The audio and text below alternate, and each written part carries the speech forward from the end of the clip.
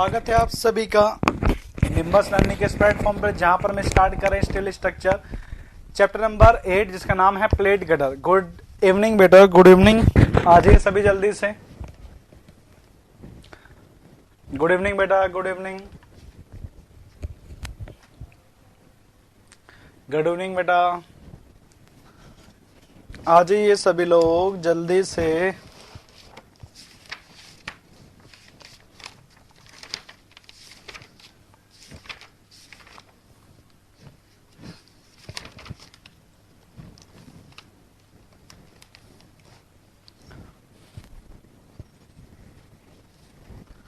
दोबारा आ गए।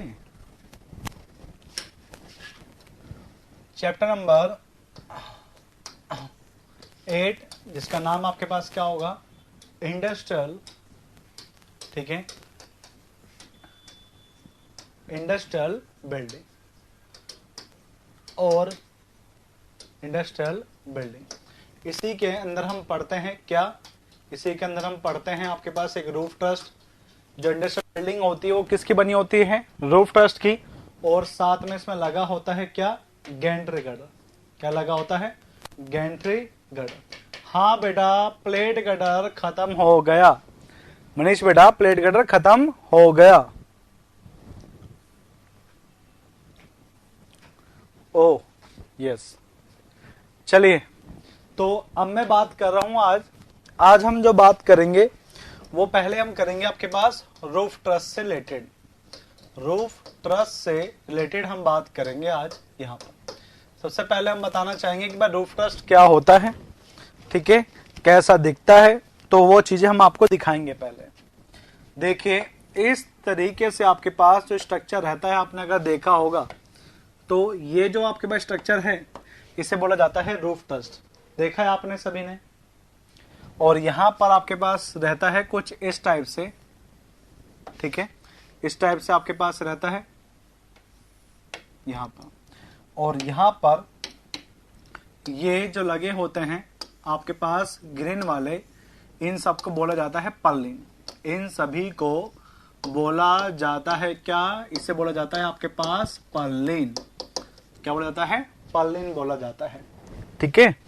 और आपके पास जो ये टॉप मेंबर है ना, ये जो टॉप पे है यहाँ पर, इसे बोलते हैं रिड्स पॉइंट। क्या बोलते हैं, इसे बोलते हैं रिड्स पॉइंट, ठीक है। और सर एस्टिमेटिंग कॉस्टिंग का फोल्डर नहीं मिल रहा है, पता नहीं बेटा अभी बनेगा, सर बन जाना तो चाहिए अब तक, ठीक है। और ये आपके पास जो होता है उसे बोलते हैं आपके पास प्रिंसिपल राफ्टर। क्या बोलते हैं, प्रिंसिपल राफ्टर। हम थ्योरेटिकल बात नहीं करेंगे, थ्योरेटिकल बातें, हाँ नहीं हुआ होगा बेटा, अभी स्टार्ट ही किया है, अभी स्टार्ट ही किया है ब्रिजवाल बेटा, रूफ ट्रस को अभी स्टार्ट ही किया है। तो ये कुछ ऐसा रहता है आपके पास। मॉर्निंग वाला बैच अलग है, ये वाला बैच अलग है क्या, ये बात बताओ। मॉर्निंग वाला बैच और ये वाला बैच अलग है क्या? तो इसमें बच्चे कम और उसमें ज्यादा कैसे? इसमें बच्चे कम और उसमें ज्यादा कैसे भाई?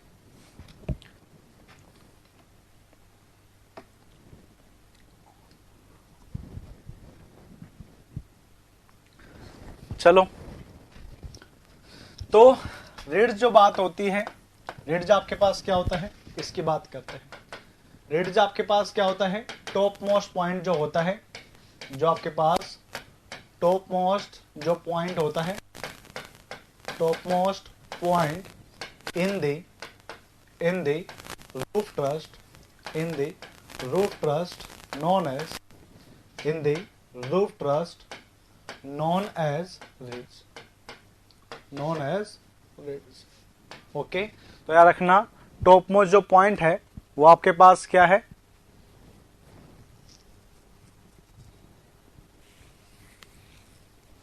ठीक है। चलो फिर बात करते हैं इन मेंबर्स की जो ऐसे लगे हुए हैं, इन्हें क्या बोलते हैं, पर्लिन बोलते हैं, ठीक है। इन्हें क्या बोलते हैं आपके पास, पर्लिन बोलते हैं।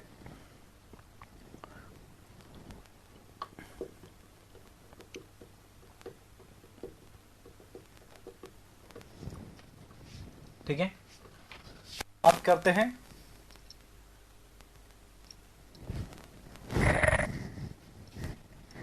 ठीक है, इन्हें क्या बोलते हैं, पर्लिन बोलते हैं। चलो पर्लिन की बात करते हैं। पर्लिन के बारे में आपके पास बात क्या रहती है कि ये जो मेंबर ऐसे लगे हुए हैं बेटा, ये यहां पर भी लगे होते हैं, ये यहां पे भी लगे होते हैं ऐसे करके। ये आपके पास सबसे ज्यादा लगे हुए मेंबर होते हैं, इसी कारण से इनको कहा जाता है most costly member, most costly member in the roof trust. Most costly member in the roof trust कौन होगा? Most costly member in roof trust बेटा कौन होगा? ये पर्लिन ही होंगे। क्यों? क्योंकि आपके पास ज्यादा आपके पास कॉस्टली रहता है, ज्यादा आपके पास कॉस्टली रहता है। दूसरी बात आपके पास करते हैं कि ये जो आपके पास पर्लिन है, इनका पर्पस आपके पास क्या रहता है? ये क्या करते हैं? It is providing support to it is providing support the roof covering material। जो इसके ऊपर बेटा रूफ कवरिंग के लिए मटेरियल लगने वाला है ना, रूफ कवरिंग मटेरियल जो आपके पास लगने वाला है ना बेटा, उसको यही सपोर्ट करता है। इन्हीं के ऊपर ही जो आप देखते हैं ना, जो आपके पास जीआई शीट होती है, गैल्वेनाइज्ड आयरन शीट होती है, वो इन्हीं के ऊपर लगी होती है। हाँ बेटा, नया चैप्टर है, चैप्टर नंबर 8, जिसका नाम क्या है? इंडस्ट्रियल बिल्डिंग, जिससे के अंदर हम पढ़ते हैं roof trust and Gentry gutter. ये दो चीज हम पढ़ेंगे, ठीक है, ये दो चीज आपके पास पढ़ते हैं। दूसरी बात, ये यहां से लेकर यहां तक ऐसे कंटिन्यूअसली लगे रहते हैं, यहां से लेकर यहां तक ऐसे कंटिन्यूअस लगे होते हैं, तो इन्हें ही बेटा बोला जाता है, इन्हें ही इसलिए डिजाइन करते हैं as a continuous member. It is design as continuous member, it is design as continuous member. इनको कैसे डिजाइन किया जाता है? एज ए कंटिन्यूअस मेंबर की तरह इनको डिजाइन किया जाता है।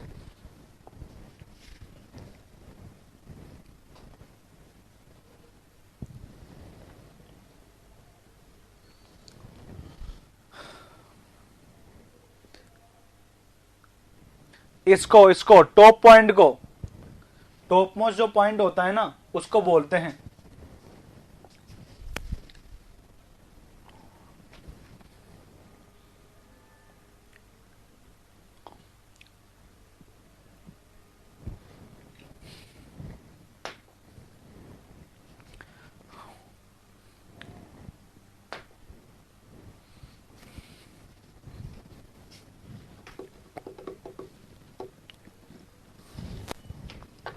इसका डिजाइन डाटा बता देता हूं, ठीक है, जिस चीज के लिए इसको डिजाइन किया जाता है।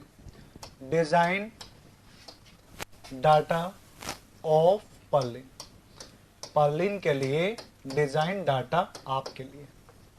सबसे पहले अगर पूछे पर्लिन के ऊपर मैक्सिमम बेंडिंग मोमेंट कितना आता है, अगर आपसे पूछे मैक्सिमम बेंडिंग मोमेंट किसके लिए? पर्लिन के लिए पूछे कितना आपके पास आता है, तो याद रखना WL बाय आपके पास होता है यहाँ पे 10। अगर कैपिटल W है तो टोटल लोड हो जाएगा, तो W इंटू 10 आपके पास होगा, ठीक है। नहीं बेटा देवकरण, प्लास्टिक एनालिसिस इसके जस्ट बाद में कराएंगे, प्लास्टिक एनालिसिस जस्ट इसके क्या करवाएंगे? बाद में करवाएंगे, ठीक है। बात करें मैक्सिमम डिफ्लेक्शन कितना आ रहा है? मैक्सिमम अगर डिफ्लेक्शन की बात करें पर्लिन के अंदर कितना आता है? मैक्सिमम डिफ्लेक्शन पर्लिन के अंदर कितना आता है? तो L अपॉन 325 कितना आता है? L upon 325। मोमेंट कितना आता है? WL बाय 10 अगर UDL है और W बाय 10 अगर टोटल है तो, ठीक है। याद रखना ये किसके केस में होगा? जब UDL लोड हो, UDL लोड हो, और जब आपके पास W बाय 10 आपके पास कब होगा? जब आपके पास लोड कैसा हो? लोड किस में हो? इन पॉइंट लोड। क्योंकि तुम्हें पता होगा ना यूडीएल के केस में लेंथ से मल्टीप्लाई करना पड़ता है, क्योंकि वो पर मीटर के अंदर देता है इसलिए। ठीक है,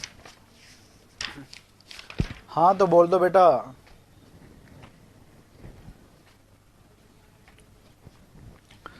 चलो नेक्स्ट डाटा की बात करते हैं। ये है आपके पास पर्लिन का, अगर पर्लिन के लेंथ की बात करें तो पर्लिन का लेंथ का नोटेशन होता है आपके पास L।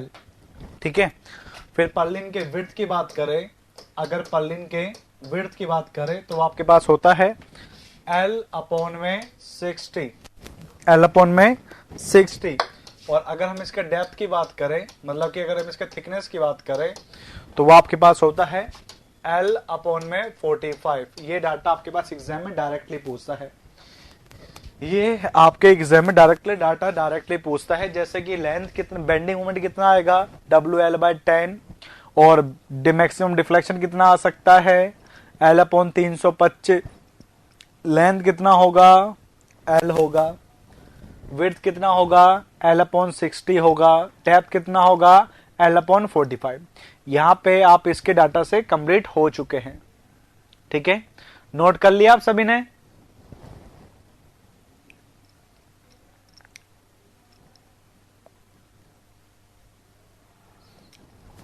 चलो इसके बाद जो आपके पास है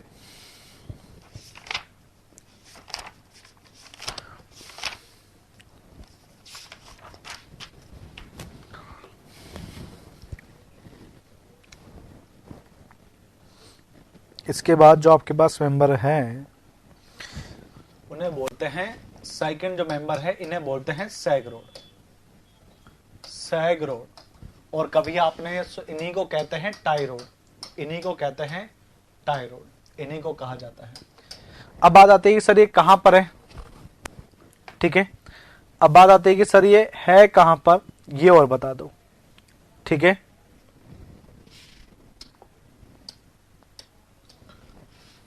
यहां पर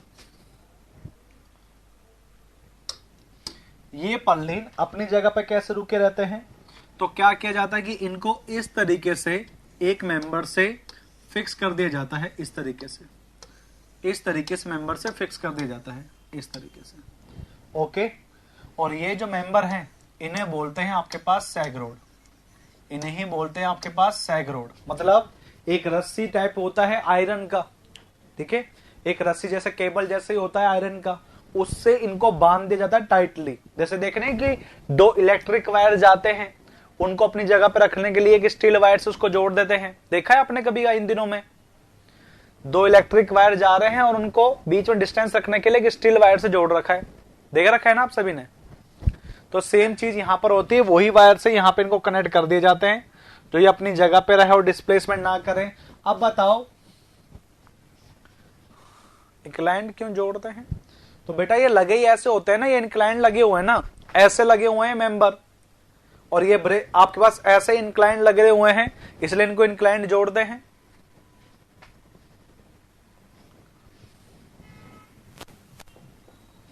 तो सैग रोड के अंदर कैसा फोर्स आएगा बताओ, बताओ कैसा फोर्स आएगा। अगर ये ऐसे खिंचे हुए रहते हैं तो बताओ इनमें कैसा फोर्स आएगा। It is design as tensile member. ये कैसे डिजाइन किए जाते हैं, एज ए टेंसाइल मेंबर की तरह डिजाइन किए जाते हैं। दूसरी बात, ये किस लिए प्रोवाइड करते हैं, ये पर्लिन के लिए प्रोवाइड करते हैं। It is provided to support the purlin. ये किस लिए प्रोवाइड किए जाते हैं, पर्लिन को सपोर्ट देने के लिए। बिल्कुल सही बेटा, आप सभी बादाम खाने लग गए हैं, इसी के साथ सभी लोग आप बादाम खाने लग गए हैं। मैं इतना कह सकता हूं, विपिन बादाम खाया करो बेटा, शेयर कहां से आएगा।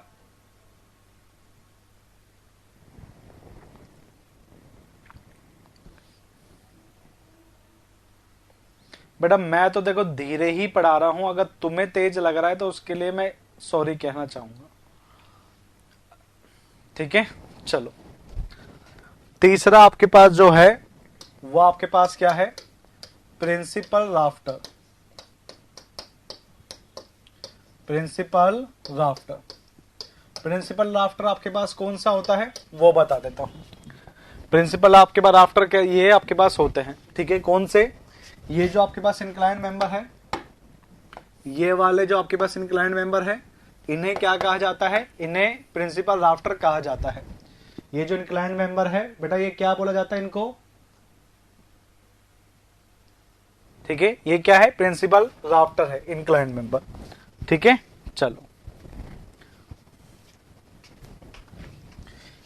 कैसे होते हैं इनके बारे में बात करते हैं, कैसे होते हैं इनके बारे में बात करते हैं। It is a continuous member, it is a continuous member which connecting from connected from reeds to ifs, connected from reeds to ifs। याद रखना reeds से लेकर ifs तक लगे होते हैं। अब बात आता है कि सर ये ifs क्या होते हैं, बेटा जो आपके पास ये है ना, ये जो बॉटम मोस्ट पॉइंट होती है, इन्हें इसे बोला जाता है। इस तरीके से बॉटम के अंदर ये नालियां प्रोवाइड कर देते हैं यहाँ पर, और इन बॉटम मोस्ट पॉइंट को ही क्या बोला जाता है, इफ्स बोला जाता है। फॉर ड्रेनेज पर्पस, पानी को निकालने के लिए ऐसे नालियां बनी होती है, उन्हें बोलते हैं इफ्स। तो ये किस पर्पस से बनाई जाती है, फॉर ड्रेनेज पर्पस से बनाई जाती है। ठीक है, जो ये इफ्स है वो क्या है, ड्रेनेज पर्पस से। तो रीड्स पॉइंट से लेकर इफ्स तक जो कंटिन्यूअस मेंबर लगे हुए हैं, उन्हें क्या बोल दिया, उन्हें क्या बोल दिया, प्रिंसिपल राफ्टर। ठीक है, क्या बोल दिया, प्रिंसिपल राफ्टर बोल दिया। बेटा याद रखना एग्जाम में क्या आता है कि इनको कैसे डिजाइन किया जाता है, तो याद रखना कैसे डिजाइन करते हैं, एज ए कंटिन्यूअस मेंबर की तरह। दोनों के लिए आता है आपके पास, पर्लिन के लिए भी और इसके लिए भी, दोनों को कैसे डिजाइन किया जाता है, तो याद रखना एज ए कंटिन्यूअस मेंबर की तरह इनको डिजाइन किया जाता है, एज ए कंटिन्यूअस मेंबर की तरह इनको डिजाइन किया जाता है।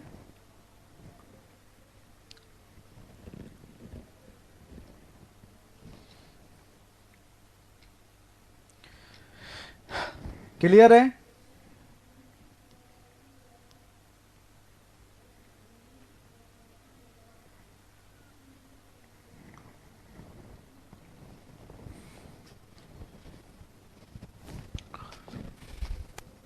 सेकंड पॉइंट इसी के अंदर,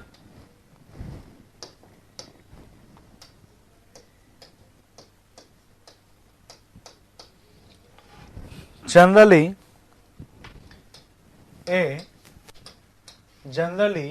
A double unequal angle section, double unequal angle section is provided, angle section is provided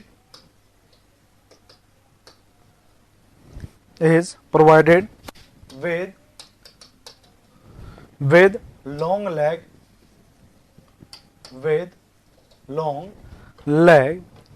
back to back, long leg back to back is more suited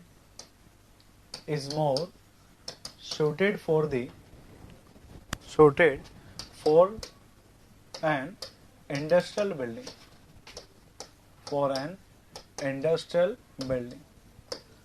क्या कह रहा है कि यहां पर जो इंडस्ट्रियल बिल्डिंग है, यहां के लिए जो आपके पास बेस्ट सेक्शन है ना, वो कौन सा है, इस टाइप से, अनइक्वल के अंदर इस टाइप से, अनइक्वल के अंदर इस टाइप से, जहां पे लॉन्गर लेग कनेक्टेड होगा यहां पर, वो आपके पास सेक्शन यहां पे बेस्ट होता है, वो आपके पास सेक्शन यहां पर बेस्ट होता है।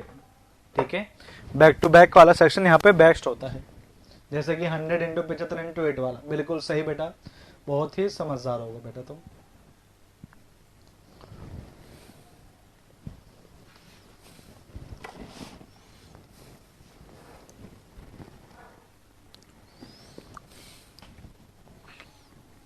बना लिया क्या?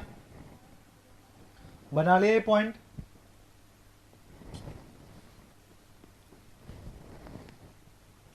हाँ तो बोल दो बेटा कि हाँ सर बना लिया। अरे बेस्ट इसलिए होता है क्योंकि मैं वहां लिखवा चुका हूं, क्योंकि बेस्ट क्यों है। बाकी लोग बताओ सुदीप को कि बेस्ट क्यों है। वहां पर क्या बताया था मैंने कि इसका बेस्ट होने का रीजन आपको क्या बताया था? बताओ बाकी लोग, जिन जिनको भी याद है। बाकी लोग बताओ जिनको याद है।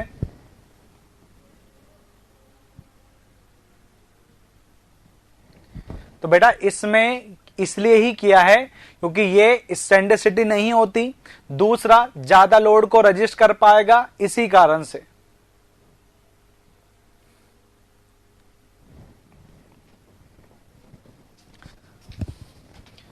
फोर्थ जो मेंबर है उसे बोलते हैं ब्रेसिंग। क्या बोलते हैं? ब्रेसिंग। ब्रेसिंग के अंदर आपके पास एक पॉइंट याद रखना है, ठीक है? ब्रेसिंग के अंदर आपको एक पॉइंट याद रखना है। इट इज प्रोवाइडेड टू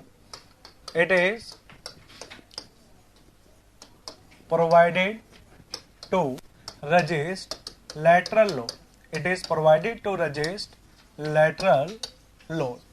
अब बात आपके पास क्या आती है कि सर ये रूफ ट्रस्ट में कहां पर है और किस तरीके से लैटरल लोड को रोक रहा है। तो आप एक बार अगेन सभी देखना इस डायग्राम को। इस डायग्राम के अंदर यहां पर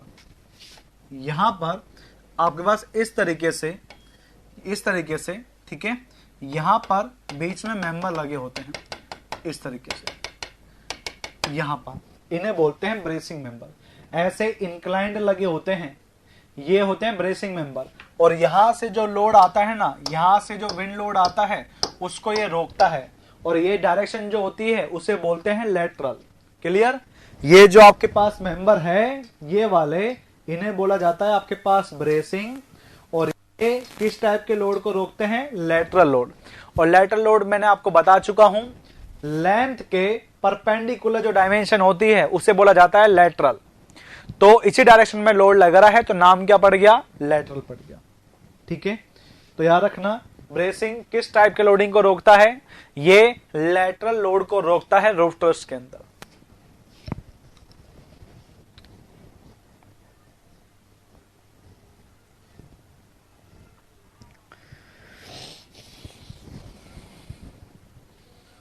अच्छा एक बात बताओ, रूफ ट्रस्ट में कैसा लोड आता है? रूफ ट्रस्ट में लोड किस टाइप से ट्रांसफर होता है? मैंने कहीं बताया था, बताओ रूफ ट्रस्ट के अंदर लोड कैसे ट्रांसफर होता है?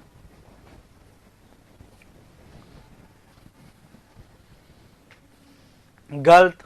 और लोग बताओ। बिल्कुल गलत। और बताओ।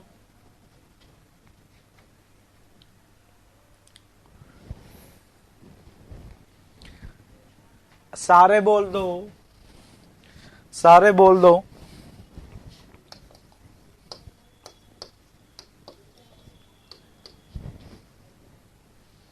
मैंने कहीं बताया था, बिल्कुल सही मनीष का, बिल्कुल सही एक्जेली। और कहां बताया था? लेसिंग के अंदर बताया था। लेसिंग के अंदर बताया था roof truss is subjected to actually load. Subjected to actually load, या एक्चुअली लोडिंग। कैसे ही लोड आए वो ट्रांसफर हमेशा किस वे में होगा? एक्सियली होगा। इसलिए उनको एक्सियली मेंबर भी कहते हैं। इसलिए रूफ ट्रस्ट के कंपोनेंट को बेटा एक्सियली मेंबर भी कहते हैं, याद रखना। क्यों कहते हैं? क्योंकि लोड कैसा आ रहा है, याद रखना एक्सियली लोड आता है, इस कारण से।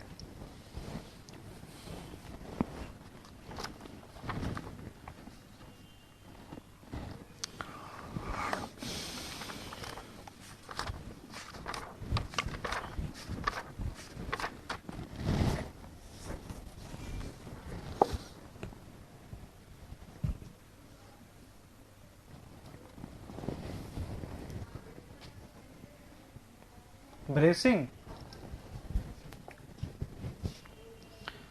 बेटा देखो ये जो आपके पास बिल्डिंग है ना, ये जो आपके पास इंडस्ट्रियल बिल्डिंग है ना, इसमें जो ये वाले साइड यहाँ पे लगते होते ना मेंबर किनारे पर, ये जो इंक्लाइंड मेंबर लग रहे हैं साइड में, इन्हें बोलते हैं बेटा ब्रेसिंग।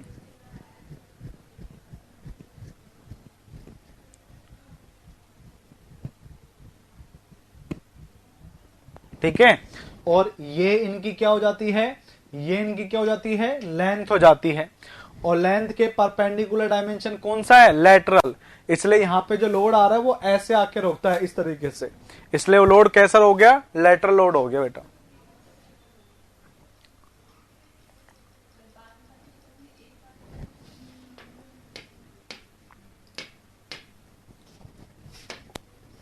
ठीक है, अब मैं बताता हूं कैसे दिखेंगे वो। यहां पर ये होते हैं पर्लिन, ये तो हो गया आपके पास,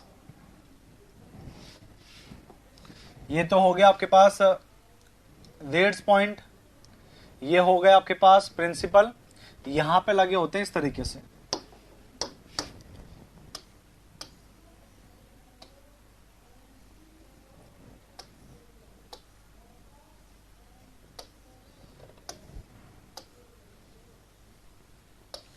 इस तरीके से लगे होते हैं चैनल, हाँ राफ्टर बोलते हैं इनको, चैनल लगे होते हैं। यही चैनल किसका काम कर रहे हैं, पर्लिन का। अगर ऐसे नहीं तो तुम ऐसे भी लगा सकते हो।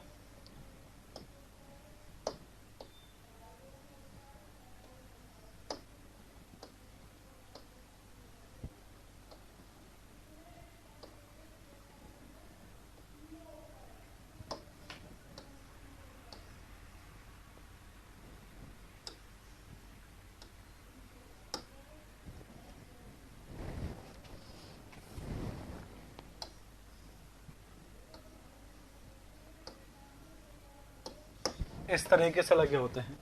ठीक है, ये आपस में कनेक्टेड होते हैं, ये आपस में कनेक्टेड होते हैं, ये यहाँ पे कनेक्टेड होते हैं इस तरीके से। और इनके ऊपर लगी होती है क्या, इनके ऊपर लगी होती है रूफ कवरिंग। अब जो रूफ कवरिंग होती है ना, थोड़ा 3D व्यू, हाँ ऐसा ही आपके पास होता है। और यहाँ पे आपके पास जो होता है इसे बोलते हैं पिच। ये जो आपके पास स्लोप है इसे क्या बोलते हैं, यहाँ पे पिच बोलते हैं। ठीक है, हाँ तो रूफ कवरिंग के लिए जो मटेरियल लिया जाता है, रूफ कवरिंग जो आपके पास मटेरियल, रूफ कवरिंग, ठीक है, रूफ मटेरियल, रूफ कवरिंग लिख लो। रूफ कवरिंग जो आपके पास मटेरियल रहता है, ठीक है, वो आपके पास दो टाइप के लिए जाते हैं जनरली, अगर आपने देखा होगा तो। अच्छा आप बताओ, कौन आप में से कौन कौन कंपनियों में गए हो, कोई कंपनी देखी हो, कोई इंडस्ट्रियल एरिया देखा हो। आप देखा होगा ना, आप सभी ने इंडस्ट्रियल एरिया, तो आपने देखा होगा कि वो इंडस्ट्रियल एरिया के ऊपर एक तो लगी होती है आपने स्टील शीट, स्टील वाली शीट, उन्हें बोलते हैं जीआई शीट। उन्हें क्या बोलते हैं, जीआई शीट। इन जीआई शीट का नाम क्या होता है, इनका नाम होता है गैल्वेनाइज, क्या लगा होता है, गैल्वेनाइज आयरन शीट। क्या बोलते हैं, गैल्वेनाइज आयरन शीट बोलते हैं। होता क्या है, इनको गैल्वेनाइज आयरन शीट क्यों बोला जाता है, मैं बता देता हूं। ये इस तरीके से होती है, इस तरीके से बनी होती है, किसकी, आयरन की। इन्हीं के ऊपर, ठीक है, इन्हीं के ऊपर एक लेयर लगा दी जाती है, इन्हीं के ऊपर एक लेयर लगा दी जाती है। किसके लगाई जाती है, जिंक ऑक्साइड की, जिंक ऑक्साइड की यहां पे लेयर लगा दी जाती है। और ये जो प्रोसेस है ना, ठीक है, when zinc layer, zinc oxide layer applied on zinc oxide layer applied on iron sheet, applied on iron sheet which known as बताओ, ये तो नॉन टेक में पढ़ते हो, हाँ टोल प्लाजा में भी लगी होती है, बिल्कुल सही विपिन बेटा, बिल्कुल सही। बताओ, जिंक ऑक्साइड के लेयर लगाते हैं आयरन के ऊपर, उसको क्या बोलते हैं, क्या बोलते हैं, इसे बोलते हैं गैल्वेनाइजेशन। क्या बोलते हैं इसे, इसे बोलते हैं गैल्वेनाइजेशन। इसी कारण से देखो इसका नाम क्या पड़ गया, गैल्वेनाइज आयरन शीट। जब जिंक ऑक्साइड को जब आपके पास आयरन शीट पे लगा दिया जाता है तो प्रोसेस कहलाता है गैल्वेनाइजेशन, और इस तरीके से जो शीट बनती है उसे बोलते हैं गैल्वेनाइज आयरन शीट। इसके अलावा दूसरा जो आपके पास मटेरियल है उसे बोलते हैं आपके पास एसी शीट। आपने देखी होगी सीमेंट की चद्दर है, ये आपके पास नाम है इसका, इसके बोलते हैं एस्बेस्टोस। यहां सीमेंट की जगह जो मटेरियल लेते हैं उसे बोलते हैं एस्बेस्टोस। तो नाम क्या पड़ गया, एस्बेस्टोस सीमेंट शीट। नाम क्या पड़ गया, एस्बेस्टोस सीमेंट शीट।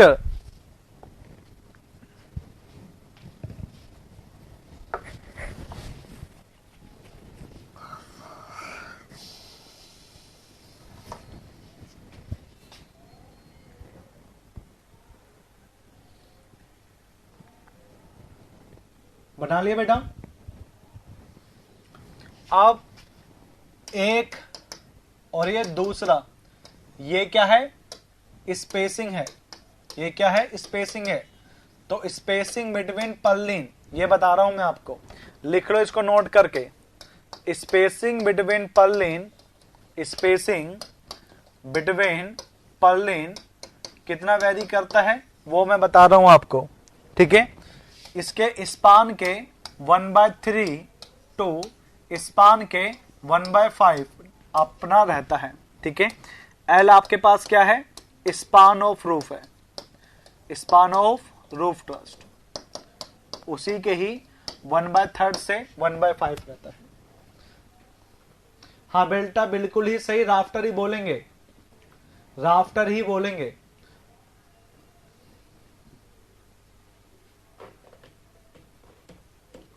पर स्टील में पता है क्या कहते हैं, ये जो आपके पास है इन्हें बोलते हैं आपके पास पर्लिन। और जब आपको स्टैंडर्ड बुक पढ़ोगे ना, जब आपको स्टैंडर्ड बुक पढ़ोगे तो इन्हीं पर्लिन को पता है वहां पे क्या बोलेंगे, बुक में जब पढ़ोगे इन्हें बोलेंगे रनर। और कहीं पर और अच्छी बुक में पढ़ोगे तो और आपको मिलेगा वहां पे ग्रिड के नाम से। इन्हीं पर्लिन को रनर भी बोलते हैं, इन्हीं को ही ग्रिड भी बोलते हैं। तो कंफ्यूज मत होना, ये सभी नाम पर्लिन के ही है। जैसे जैसे बुक चेंज करते जाते हैं ना, कंटेन थोड़ा सा चेंज होता है बस, पर थोड़ा लैंग्वेज इजी हो जाती है। जितना अच्छा बुक पढ़ोगे, इस बुक आपके पास उतना ही आपको सिंपल वे में चीज बताने लग जाएगी, जितना अच्छा बुक पढ़ोगे। ये बात याद रखना।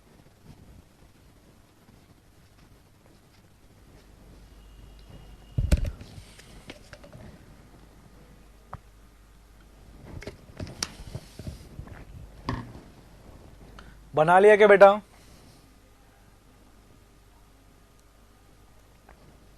बना लिया क्या?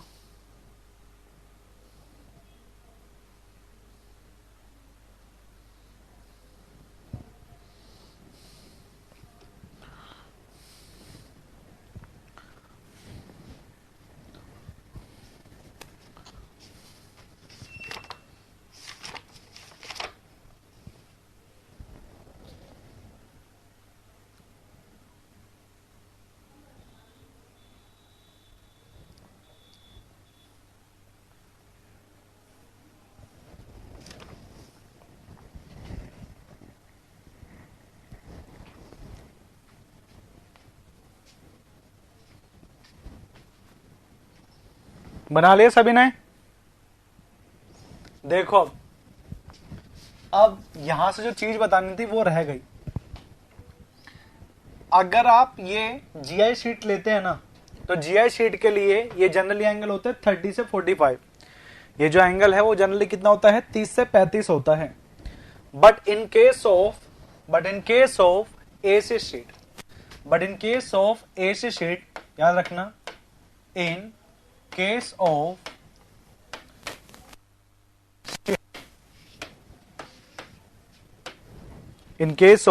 AC sheet, theta is less than 30 degree. ये जो आपके पास है, ये जो आपके पास थीटा है वो जनरली एसी शीट के लिए कितना होता है, 30 से कम।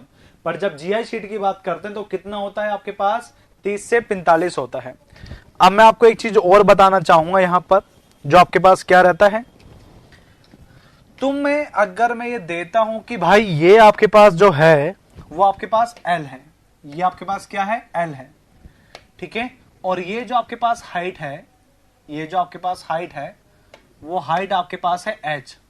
मुझे थीटा का वैल्यू बताओ। चलो देखते हैं तुम्हें कितना मैथ आता है। मुझे थीटा का वैल्यू बताओ कितना होगा। What is the value of theta, बताओ क्या होगा।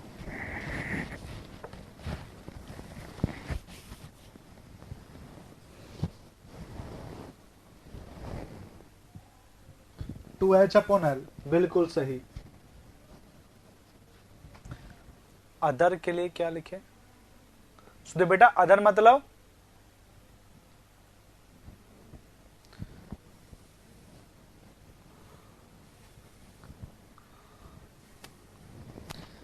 देखो क्या बता रहा हूं मैं कहना चाह रहा हूं कि अगर मैं टेन थीटा निकालता हूं तो टेन थीटा आप क्या करोगे भाई, ये टेन थीटा आपके पास क्या होता है, परपेंडिकुलर अपॉन बेस।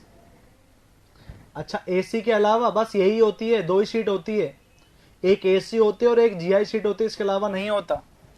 क्या होता है एच, और यहां पे क्या लोगे L/2, क्या लोगे L/2, ठीक है। ये आपके पास कितना लोगे H, और ये कितना लोगे L/2, इतना ही लोगे आप ट्राइंगल, ये वाला सिर्फ ये लोगे आप, ठीक है। तो L का हाफ लोगे L/2 और H आपके पास हो जाएगा, तो H अपॉन L/2 क्या निकल गया, टेन थीटा। बिल्कुल सही है मनीष आपका, टेन थीटा क्या होगा 2H अपॉन में L। अब आपके पास क्या होता है, ठीक है, अब आपके पास क्या है, जो H है वो आपके पास पिच है, ठीक है।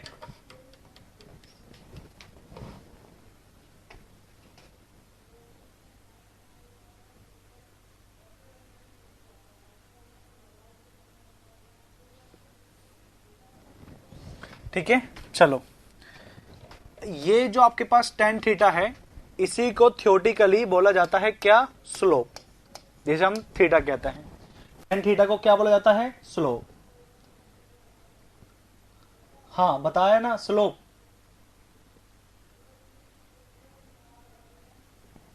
ठीक है, और ये जो आपके पास H है यहां पर, इस H को बोला जाता है आपके पास क्या, पिच बोला जाता है। क्या बोला जाता है, पिच बोला जाता है, ठीक है। और जो आपके पास टेन थीटा है, टेन थीटा है, इसको क्या बोला जाता है आपके पास, स्लोप बोला जाता है। अगर तुम यहां से इस पिच का वैल्यू निकाल रहे हो, अगर तुम यहां से इस पिच का वैल्यू निकाल रहे हो तो तुम क्या करोगे, टेन थीटा इंटू L/2, तुम यही करोगे। अगर तुमसे मैं पिच का वैल्यू पूछूं तो तुम क्या करोगे, टेन थीटा इंटू L/2। अब टेन थीटा आपके पास यहां पर क्या होता है, ठीक है, टेन थीटा आपके पास यहां पे क्या होता है, स्लोप, और यहां पे L1 रख लेते हैं तो स्लोप निकल जाता है 2। तो मतलब पिच आपके पास वैल्यू कितना निकलेगा, L स्लोप/2, ठीक है। यहां पे बता रहा हूं मेरा डायग्राम, यहां पे ही डायग्राम बता रहा हूं, देखो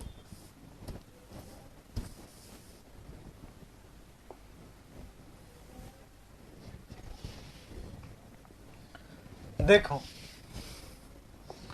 यहां पर ये जो वैल्यू है ये होती है पिच, ठीक है, और ये आपके पास क्या होता है, स्पान, और इस चीज को बोलते हैं आपके पास क्या, स्लोप। क्या बोलते हैं, स्लोप बोलते हैं, ठीक है। L1 मीटर रख लेते हैं, L1 मीटर रख लेते हैं बेटा, L1। तो आपके पास यहां पे क्या होता है कि जब मैं स्लोप निकालता हूं तो तुम आपके पास यहां पे क्या करोगे, pitch divide by span into 2 करोगे। अब मैं 1 मीटर के लिए अगर पूछता हूं, फॉर 1 मीटर स्पान के लिए अगर मैं आपसे पूछता हूं, फॉर 1 मीटर के लिए मैं आपसे पूछता हूं कि पिच की वैल्यू क्या होगी, तो बेटा पिच का वैल्यू आपके पास क्या हो जाएगा, pitch equal to slope divide by 2। ये आपके पास वैल्यू रही पिच की, बस ये याद रखना है आपको। अब इसको आप न्यूमेरिकल बोलो, अब इसको न्यूमेरिकल बोलो तो न्यूमेरिकली आपके पास ये पूछेगा बुक के अंदर, H equal to tan theta divide by 2। अब जो आपको अच्छा लगे वो आप लिख लो, जो आपको अच्छा लगे वो आप लिख लो यहां पर, पिच यहां पर h है, स्लोप यहां पे tan थीटा है।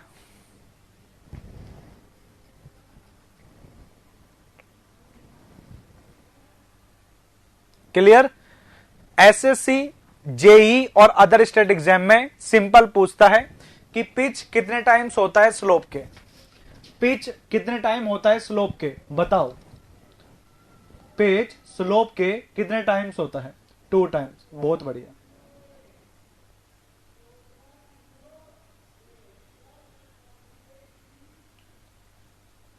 ठीक है, चलो फिर बात करते हैं आपके पास नेक्स्ट।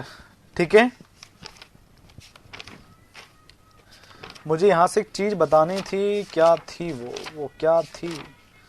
हाँ, पिच नोट करके लिखना। यहां पे लिख दिए, यहां पे लिख दिए, यहां। हाँ, नोट करके लिखना कि जो पिच है वो किस पे डिपेंड करता है। ठीक है, तो याद रखना जो पिच है, pitch of roof trust, pitch of roof trust मतलब जो हाइट होती है, pitch of roof truss is depend on roof covering material, depend on roof covering material.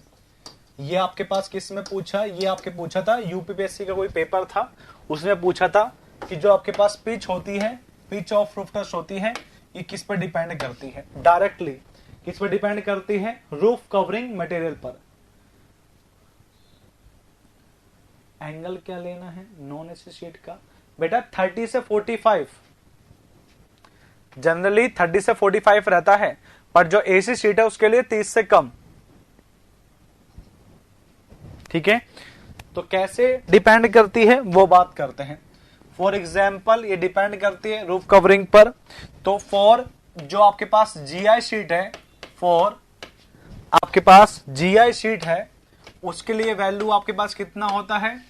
1/6।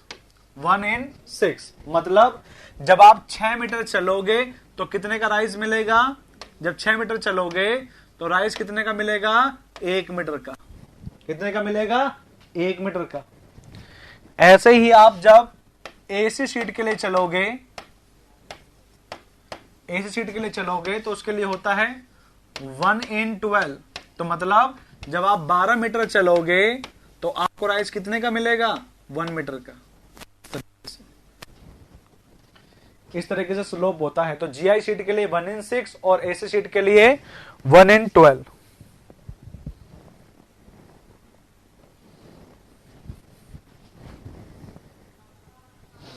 Clear बेटा?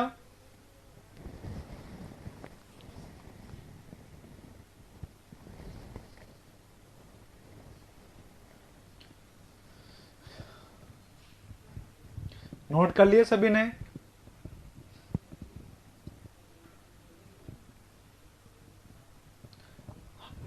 हाँ, पिच तो लिखवाए बेटा। जो 1 मीटर है क्या है? यहाँ पिच चाहिए।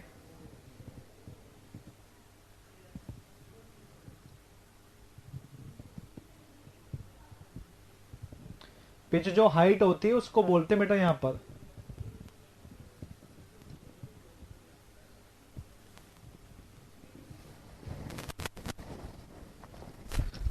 Note number 2।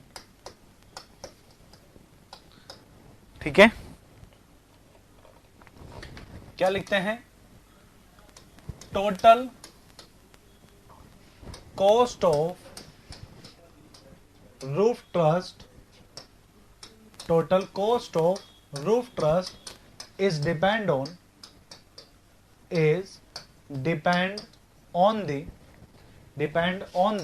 cost of purlin, depend on cost of purlin and cost of purlin and cost of roof covering। इन दो चीजों पे आपके पास डिपेंड करता है। जो आपके पास कॉस्ट है रूफ ट्रस्ट का, वो दो चीजों पे डिपेंड करता है कि पर्लिन का कॉस्ट कितना है और रूफ कवरिंग का कॉस्ट कितना है। सर काफी कंफ्यूजन होता है। पहले 1/n हॉरिजॉन्टल कौन सा है बेटा? 1/n में हॉरिजॉन्टल कौन सा है? 1/n एन के अंदर आपके पास जो हॉरिजॉन्टल होता है वो ज्यादा वाली वैल्यू होती है। आप ये याद रखिए 1 इन एन के अंदर जो आपके पास ये एन है वो हॉरिजॉन्टल रहता है। ठीक है,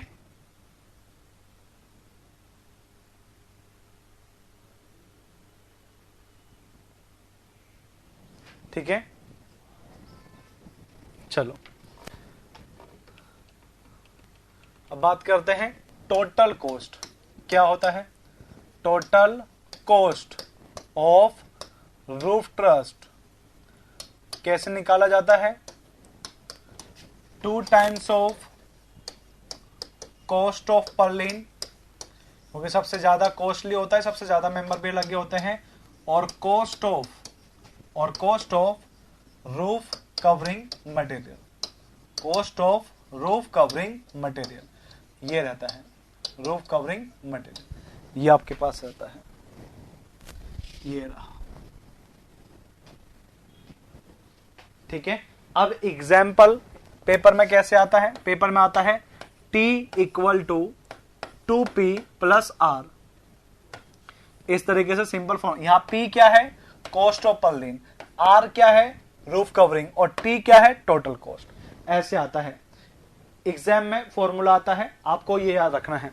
ये T है टोटल कॉस्ट, P है कॉस्ट ऑफ पर्लिन, और R क्या है? Cost of roof covering material. इस तरीके से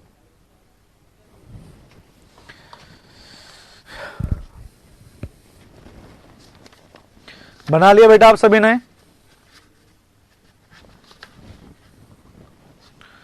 बना लिया क्या, बताइए?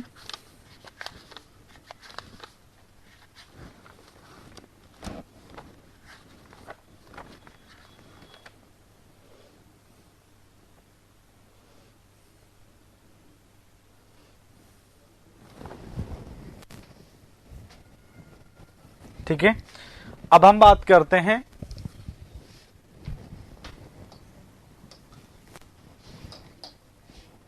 Calculation of different load for roof trust.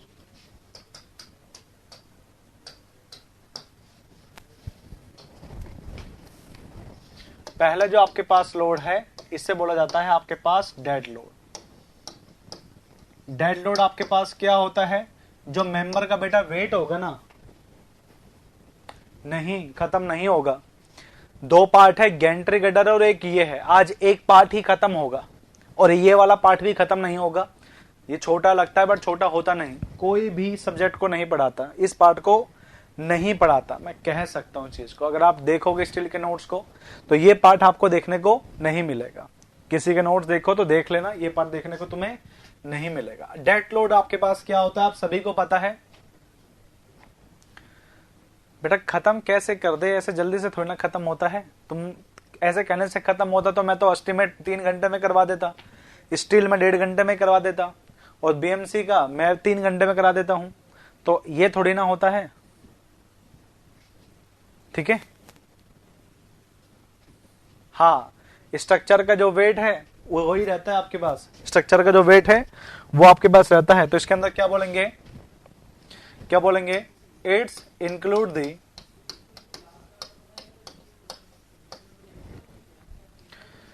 क्या लिखेंगे? It's include the weight of member. It include the weight of member. For example, ठीक है, for example, purlin weight, purlin का जो आपके पास लोड होगा, ठीक है, पर्लिन लोड, रूफ कवरिंग का लोड, रूफ कवरिंग का लोड, ये सभी लोड इसके अंदर आ जाएंगे। और सिंपल सा याद रखना है, डेड लोड आपके पास कौन सा होता है? अगर पूछ ले कि जो टाइम के साथ में चेंज नहीं होते, तो यार सिंपल याद रखना, with constant with time, with constant with time क्या बोला जाता है? उन्हें डेड लोड बोला जाता है। तो टाइम के साथ में बोलते हैं उन्हें क्या बोलते हैं? आपके पास डेड लोड बोलते हैं।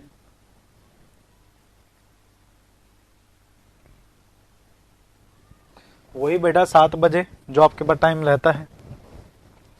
कैसे निकाला जाता है, ठीक है। अब बात करते हैं इसके कैलकुलेशन की। तो dead load of trust element कैसे निकाला जाता है वो मैं आपको बता रहा हूं। सिंपल सा फॉर्मूला है, ठीक है।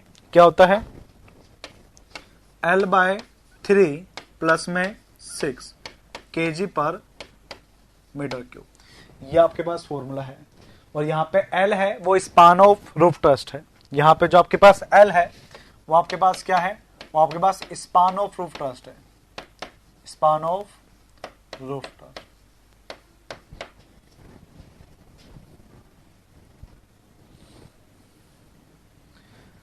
ठीक है।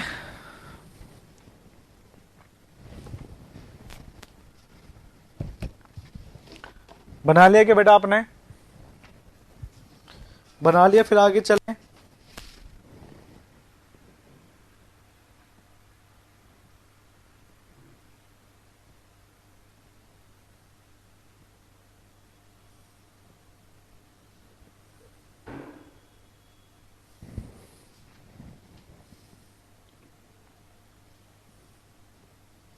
चलिए फिर आगे चलते हैं।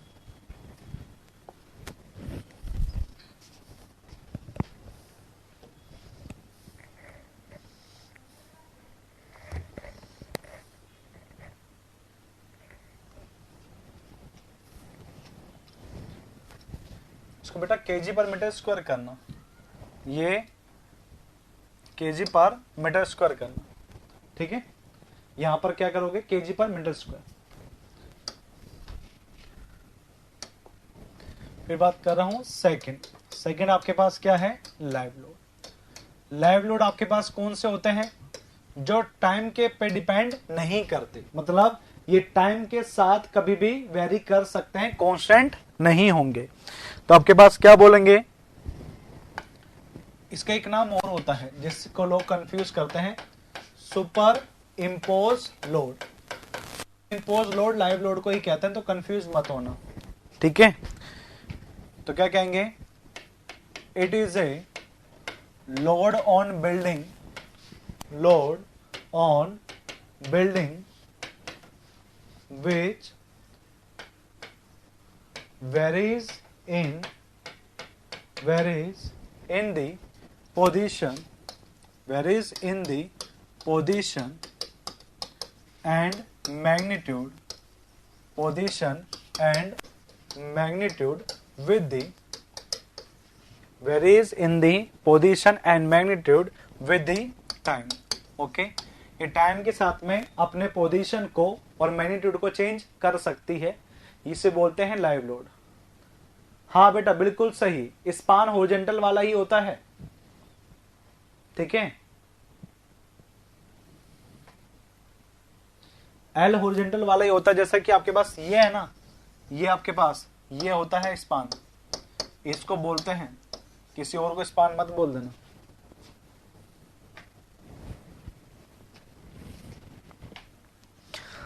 ठीक है, चलो अब नोट करके इसका फॉर्मूला, ठीक है, नोट करके इसका फॉर्मूला। चलिए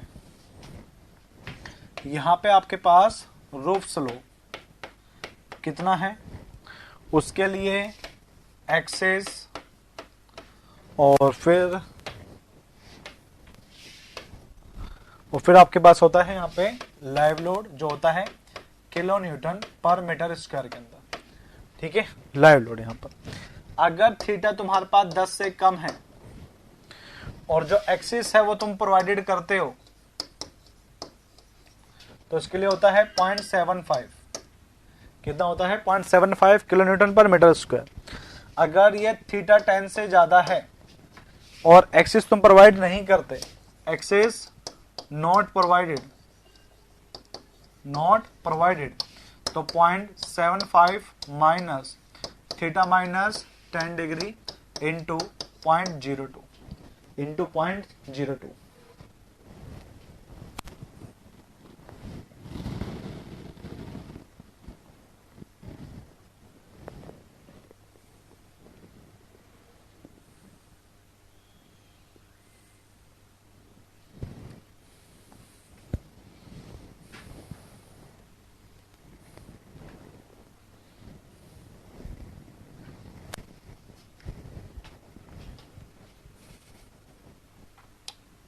इसके अकॉर्डिंग यहाँ पे दो चीजें लिखो। x6 प्रोवाइडेड के लिए इसको कर दो 1.5 और x6 प्रोवाइड नहीं है तब आपके पास कर दो 0.75। ठीक है, और ये तो हो गया 10 से कम के लिए। अगर x6 प्रोवाइड करते हो तो 1.5 और नहीं करते तो 0.75। अगर तुमने 10 से ज्यादा रखा, और अगेन बात क्या लिखते हो यहाँ पे, नॉट एक्सेस, तो यहाँ पे कितना वैल्यू हो जाएगा 0.75 माइनस थीटा माइनस 10 इंटू 0.02, ये आपके पास होता है। यहाँ पे एक्सेस का मतलब आपके पास क्या है कि जो तुमने रूफ बनाई है ना, जो तुमने आपके पास रूफ बनाई है उस पे तक तुम जा सकते हो, नहीं जा सकते। ठीक है, क्या कह रहा हूं, जो तुम अपने पास रूफ बना रहे हो उसके छत को तुम एक्सेस कर पाते हो, नहीं कर पाते। अगर तुम एक्सेस कर पाते हो और 10 डिग्री से कम है तो तुम लिखोगे 1.5, और तुम इतना ऊपर तक नहीं जा पाते तो कितना लिखोगे 0.75। तो क्या लिखोगे 0.75। ये देखने को मिलेगा तुम्हें, ये देखने को मिलेगा सेकंड वाला, पहले वाला नहीं, सेकंड वाले को देखने को मिलता है 0.75। जब एक्सेस प्रोवाइडेड नहीं होगा तो कितना होगा 75। और इसी केस में जब तुम्हारे पास एंगल 10 से ज्यादा हो जाएगा तो कितना होता है 0.75 माइनस थीटा माइनस 10 इंटू 0.02। ठीक है, नोट कर लो एक बार।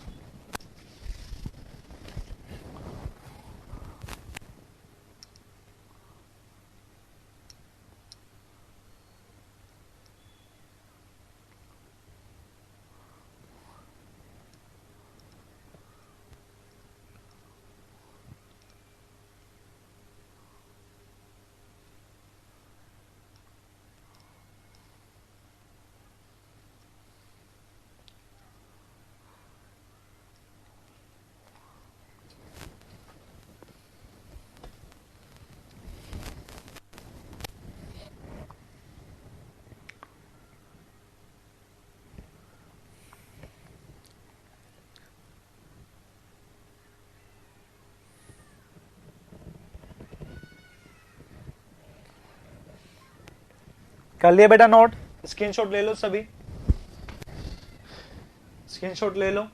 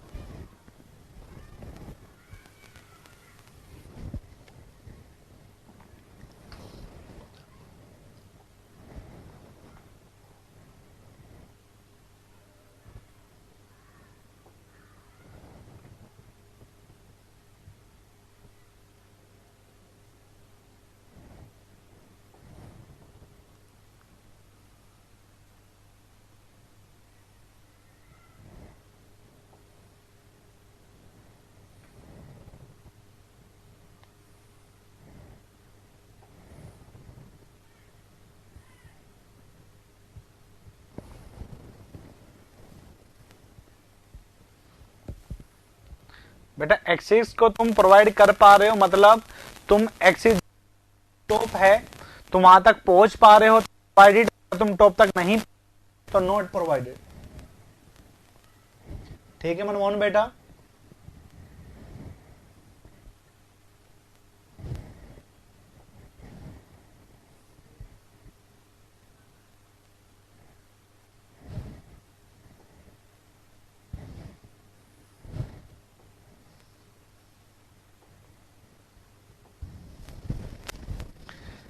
ओके डियर, क्लियर है आप सभी को। चलो अब आगे चलते हैं। ठीक है, चलो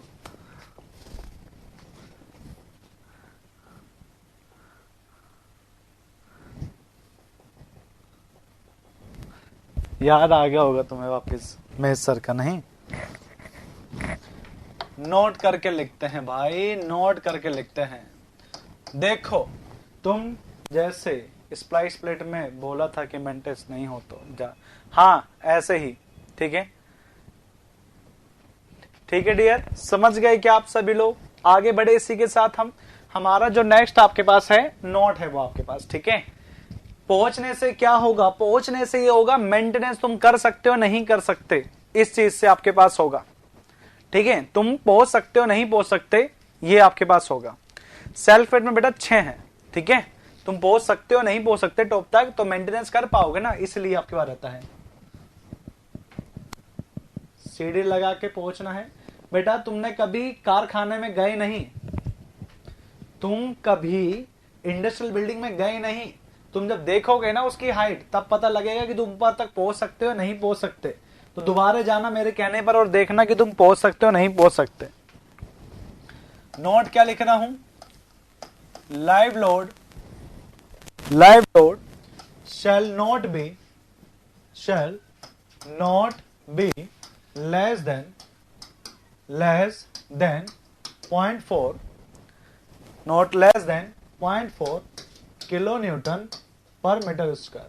जो आपके पास लाइव लोड है वो 0.4 से ज्यादा नहीं होना चाहिए, इससे कम नहीं होना चाहिए। भाई तुम तो एंगल बढ़ाते गए, तुमने फॉर्मूला था 75 में कम हो रहा था, तुम बढ़ाते गए बढ़ाते गए बढ़ाते गए, भाई तुम्हारा तो एक एंगल पे चीज ऐसा होगा कि तो वैल्यू 0 हो जाएगी, तो ऐसा थोड़ी ना कर पाओगे। तो इसलिए कह दिया कि भाई तुम एंगल कितना ही बढ़ाओ पर 0.4 किलो न्यूटन पर मीटर स्क्वायर से कम लोड नहीं ले सकते तुम, ठीक है ना। तो याद रखना मिनिमम लाइव लोड से क्वेश्चन आता है, सीधा क्वेश्चन क्या आएगा, what is the minimum live load in the roof trust, answer 0.4। Minimum live load के अकॉर्डिंग नंबर का क्वेश्चन आता है आपके पास, ठीक है।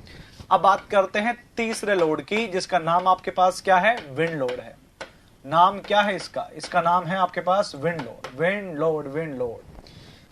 मैं आपको बता देता हूं, हम डिस्कस वैसे जो कर रहे हैं, जो जितने भी फॉर्मूले हैं वो IAS 875 के फॉर्मूले हैं। IAS 87 हमें क्या बताता है बेटा, ये हमें बताता है टाइप्स ऑफ लोड को। ये हमें क्या बताता है बेटा, ये हमें बताता है टाइप्स ऑफ लोड को।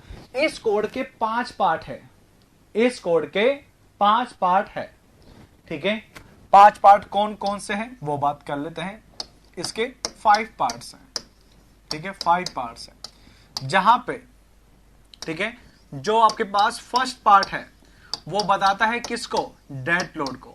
मैंने जो फॉर्मूला लिखा है वो इसके पार्ट नंबर फर्स्ट में मिल जाएगा। दूसरा आपके पास होता है सेकंड पार्ट नंबर सेकंड, जो बताता है लाइव लोड को। तो मैंने लाइव लोड का फॉर्मूला लिखा है, वो सब आपको यहां पर मिल जाएगा। तीसरा आपके पास जो पार्ट है वो आपके पास कहां पे है, वो आपके पास है विंड लोड के लिए। जो पार्ट आपके पास 4 है, वो पार्ट आपके पास 4 क्या बताता है, स्नो लोड के बारे में। क्या बताता है, स्नो लोड के बारे में।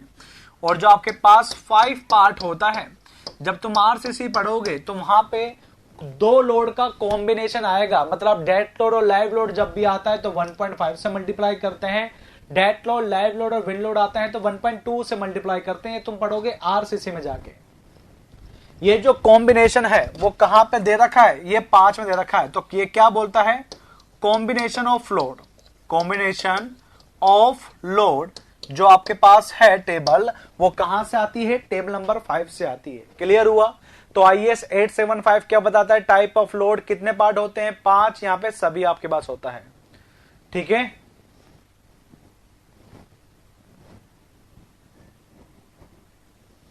ठीक है, चलो अब बात करते हैं विंड लोड के बारे में। चलो इसका एक क्वेश्चन करते हैं। क्वेश्चन बताओ कि अगर थीटा तुम्हारे पास 15 डिग्री है तो what is the value of live load. बताओ 15 डिग्री के लिए लाइव लोड कितना होगा।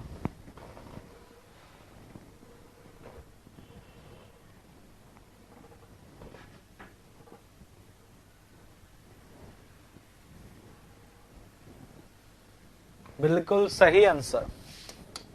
लाइव लोड का फॉर्मूला क्या था, 0.75 minus theta minus 10 degree into 0.02। तो 0.75 माइनस 15 माइनस 10 इंटू 0.02, आंसर कितना आ गया, 0.65 किलो न्यूटन पर मीटर स्क्वायर।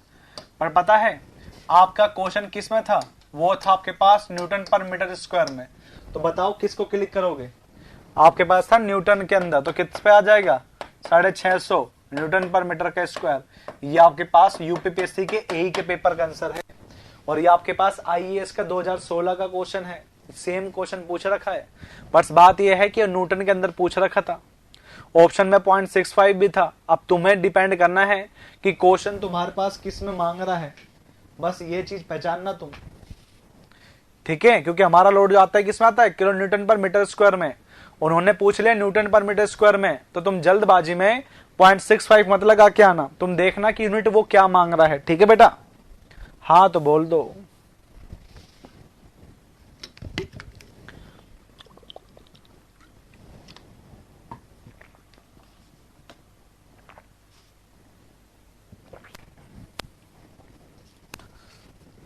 चलो तीसरा,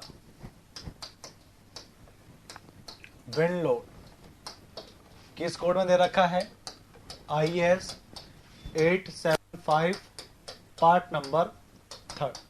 यहां पे तुम्हें मिल जाएगा, यहां पे तुम्हें मिल जाएगा, ठीक है।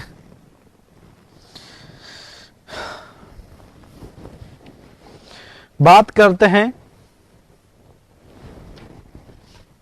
इसको, हवा को विंड कब कहा जाता है, हवा को विंड कब कहा जाता है, बताओ बेटा, हवा को विंड कब कहा जाता है। बिल्कुल सही बेटा देवकरण, बिल्कुल सही, हाँ बिल्कुल सही। क्या लिखेंगे, air is in motion with respect to ground, with respect to ground known as wind, known as wind। Clear हुआ। जब हवा ग्राउंड के साथ में मोशन करेगी तो बेटा उसको क्या बोल देंगे, विंड बोल देंगे। विंड को जनरली किस में मेजर किया जाता है बताओ, विंड स्पीड को किससे मेजर किया जाता है, पढ़ा होगा ना आपने नॉन टेक के अंदर। Wind speed is measure by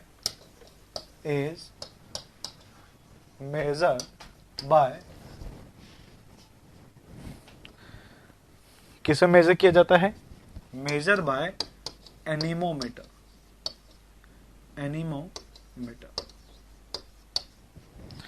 anemometer और एनीमोग्राफ। एनीमोग्राफ क्या होता है मैं बता देता हूं, ठीक है। टॉप पे लगा देते हैं, टाइम के साथ में ये बताता है तुम्हें स्पीड के बारे में। कैसे आता है, ऐसे ग्राफ बनता है, पता चलता है किस टाइम पर मैक्सिमम थी, किस टाइम पर 1 घंटे 2 घंटे 3 घंटे 4 घंटे 5 घंटे 6 घंटे 7 घंटे 8 घंटे, ऐसे ऐसे 24 लाइनें होती है और 24 घंटे के अंदर पता चल जाता है कि किस घंटे पे मैक्सिमम हवा चलती है इस एरिया में। तो ये पता चलता है किससे, एनीमोमीटर से। एनीमोमीटर जो ग्राफ बनाता है उसे क्या बोलते हैं, एनीमोग्राफ। तो इस विंड स्पीड किसी में भी मेजर कर सकते हैं, एनीमोमीटर या फिर एनीमोग्राफ, पेपर में कुछ भी आ सकता है तुम्हारे, ठीक है। कहां पे लगा होता है वो मैं आपको बता देता हूं, ठीक है। तुम्हारे घर पर अगर तुम मेजर करना चाहते हो, वो ही तो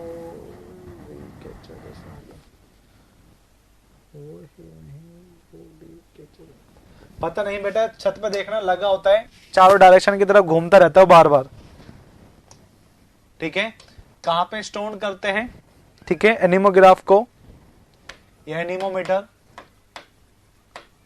anemometer generally installed at a height of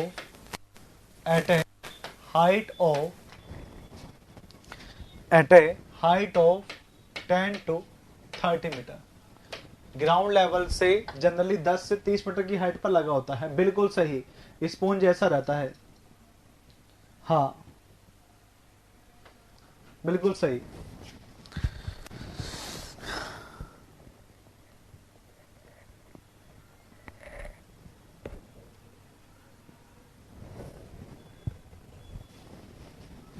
ठीक है, नोट करके एक नॉन टेक्सटेड क्वेश्चन आता है यहाँ पे, वो मैं आपको बताना चाहूंगा। क्या कहता है, जब आपके पास wind speed, when wind speed 80 kilometre प्रति घंटे की रफ्तार से चलती है तो उसे क्या बोलते हैं? तो उसे कहा जाता है नॉन एज क्या बोलते हैं उसे? Known as very strong wind, known as very strong wind. और पता है इसी को ही टेक्निकल क्या कहते हैं? इसी को बोला जाता है आपके पास साइक्लोन।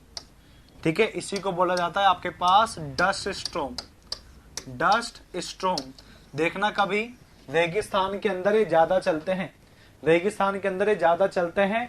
धुआं से ऐसा घूमता हुआ आता है, इस तरीके से ऐसा घूमता हुआ आता है। तुम्हें कैसे बताए तुम्हें कैसा आता है? ऐसा घूमता हुआ आता है, ऐसा ऐसा घूमता हुआ सा आता है। देखा होगा ना, ऐसे बवंडर सा आता है। कभी जाना उसके पास में, ऐसे घूमते हुए तुम बीच में चल जाओगे अपना आप ही। ठीक है, और एक क्वेश्चन हो रहा था, ये साइक्लोन है। ये क्या है? ये साइक्लोन है। कहा साइक्लोन के अंदर मिनिमम प्रेशर कहां पे होता है? याद रखना, यहां इसका सेंटर है, वहां पर आपके पास क्या होता है? वहां पर आपके पास होता है लो प्रेशर। जहां पे सेंटर है वहां पे क्या होता है? Low pressure.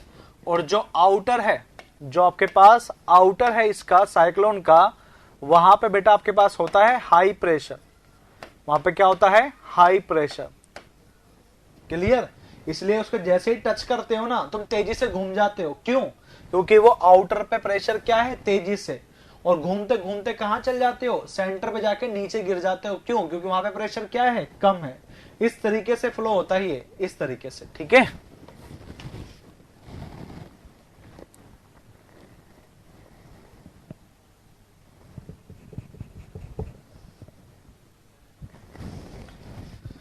बना लिया?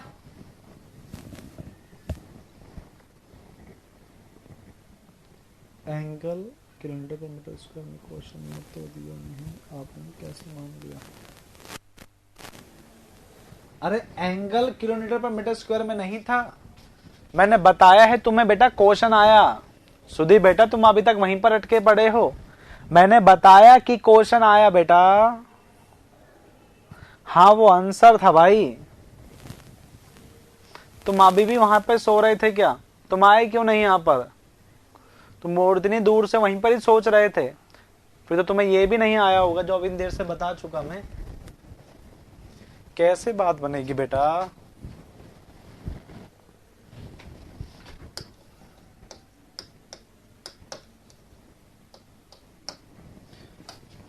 विंड ग्रेडियंट आया नहीं, बट इसके आने के चांसेस रहते हैं।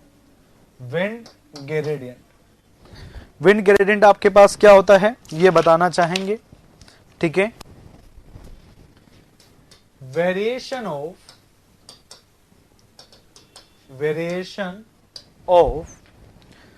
wind speed, variation of wind speed is known as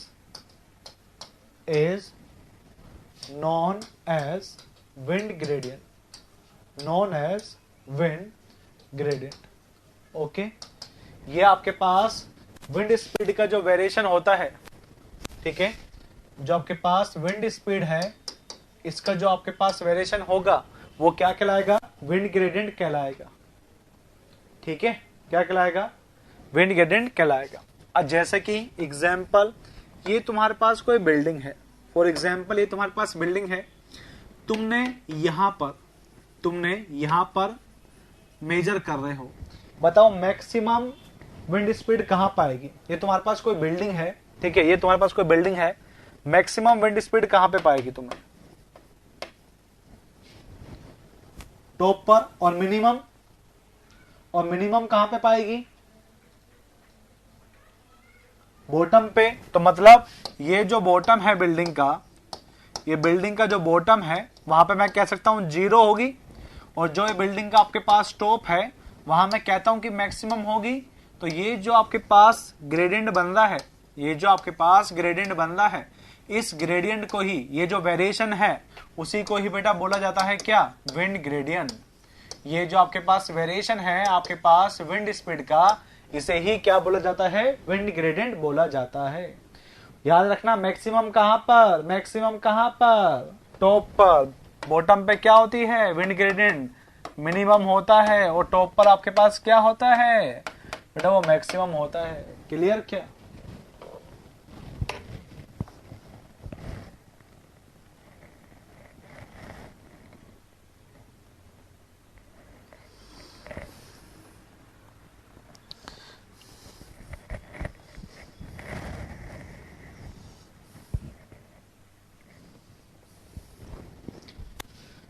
ठीक है, चलो अब बात करते हैं कैसे निकालते हैं। सबसे पहले तुम्हें रिक्वायरमेंट पड़ती है बेसिक विंड स्पीड की। सबसे पहले तुम्हें जरूरत पड़ती है बेसिक विंड स्पीड की, जिसका नोटेशन होता है आपके पास वीबी। अच्छा एक बात बताओ, क्या आपने बिल्डिंग डिजाइन करी है विंड स्पीड के लिए? आप सभी ये बताइए, क्या आप सभी ने आपने विंड लोड को कैलकुलेट करा है?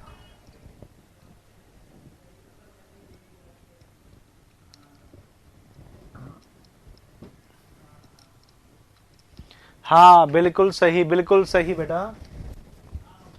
होता आपके पास क्या है, बेसिक विंड स्पीड हम लोगों को पता होता है। जो हमारे पास कोड होता है IS 875, उसके जस्ट लास्ट पेज पर, लास्ट पेज के जो पेज रहता है वहां पर ये वैल्यू गिवन होती है। हर स्टेट के जो भी आपके पास सेंटर है, फॉर एग्जांपल राजस्थान का सेंटर इसका कैपिटल होगा जैसे जयपुर, मध्य प्रदेश का इसका सेंटर हो आपके पास होगा भोपाल, ठीक है, और अब बात करें यूपी का तो उसका सेंटर होगा लखनऊ। तो हर स्टेट का जो सेंटर पॉइंट होता है उनके लिए वैल्यू गिवन होती है। तो मतलब उनके लिए वैल्यू कैसे गिवन होती है भाई, कोड में वैल्यू डायरेक्ट गिवन है, तो कोड में गिवन है तो सही, बट निकाला कैसे ये तो बताओ। यही मैं बता रहा हूं आपको कि बेसिक विंड स्पीड गिवन होती है कोड में, बट ये निकालते कैसे है वो मैं आपको बता रहा हूं, ठीक है। तो पहले ही बात यहां पर जो आपको याद रखना है, ठीक है, ये बेसिक विंड स्पीड आपके पास क्या होती है, basic wind speed is determined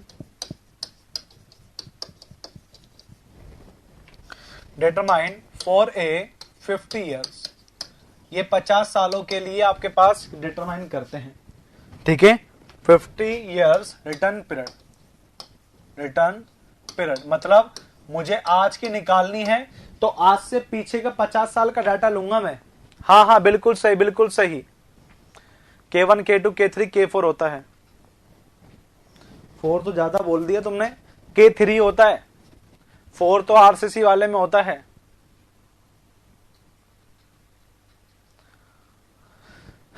ठीक है, फिर बात करते हैं आपके पास कैसे निकालते हैं। ये स्पीड ली जाती है, 50 सालों का स्पीड का डाटा लिया जाता है, कहां का वो मैं बताता हूं, ठीक है।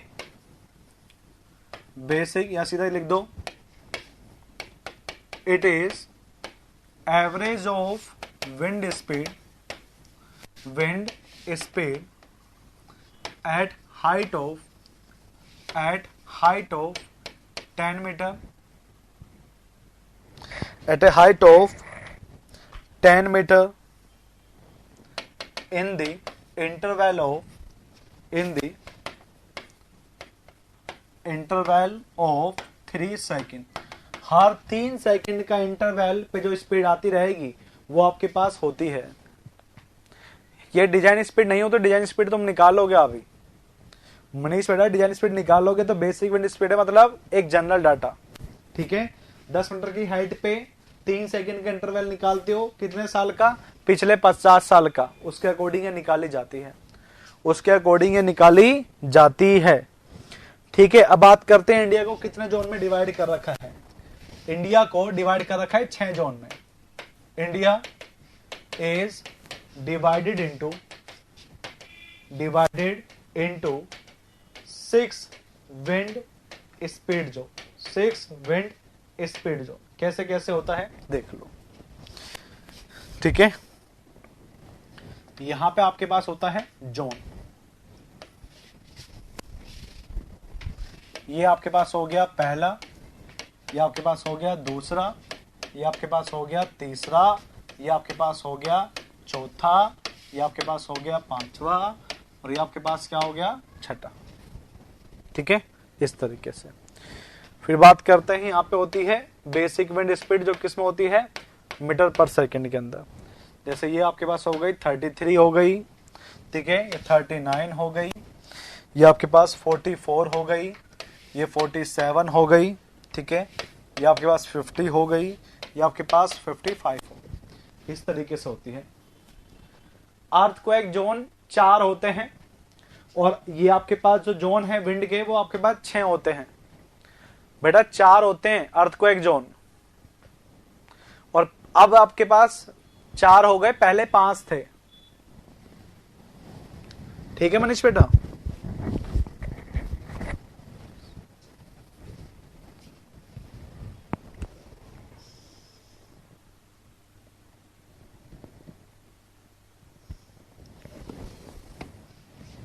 ठीक है, ये चीजें याद रखनी है आपको। पूछ लेता है कभी कभी जोन 1 में, जोन 2 में, जोन 3 में, जोन 4 में, डायरेक्ट क्वेश्चन आता है, यहां से डायरेक्टली क्वेश्चन आता है। ठीक है,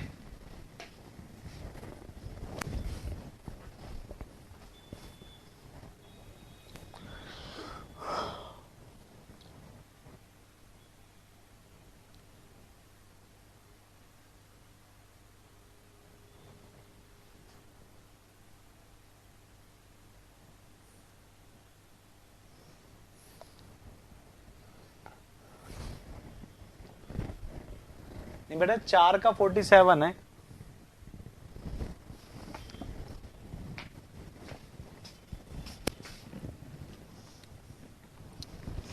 अब बात करते हैं कि तुम्हें अपने बिल्डिंग को किसके लिए डिजाइन करना है, तो इसे बोलते हैं डिजाइन स्पीड।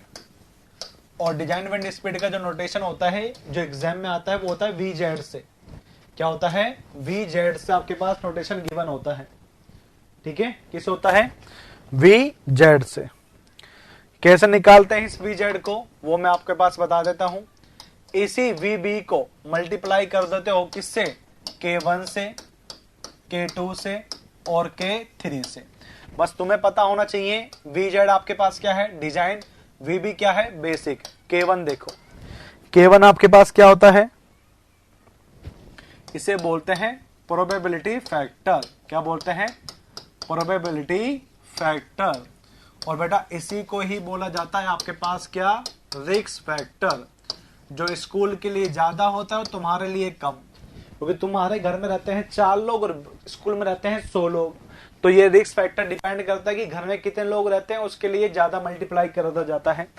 अलग अलग भिन्न भिन्न प्रकार की वैल्यू होती है, तो तुम्हें याद ही नहीं रखना, बहुत अलग अलग वैल्यू है, हर बिल्डिंग के लिए अलग वैल्यू दे रखी code number part number thread के अंदर। तो इतनी चीजें तुम्हें याद रखनी नहीं है, बस पता होना चाहिए कि K1 क्या होता है, पता होना चाहिए बस। K2 क्या होता है, K2 आपके पास क्या है,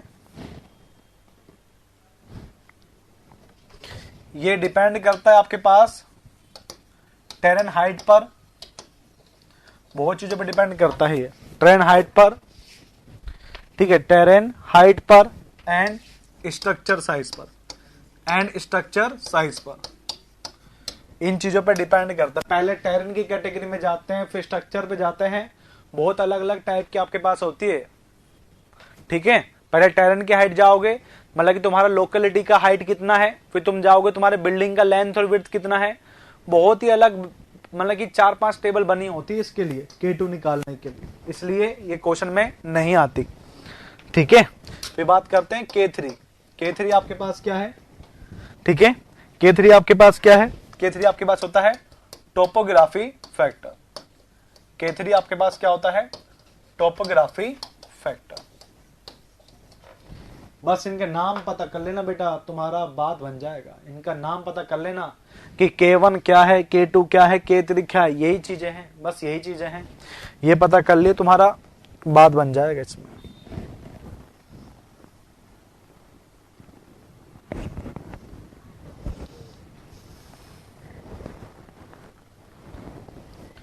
ठीक है,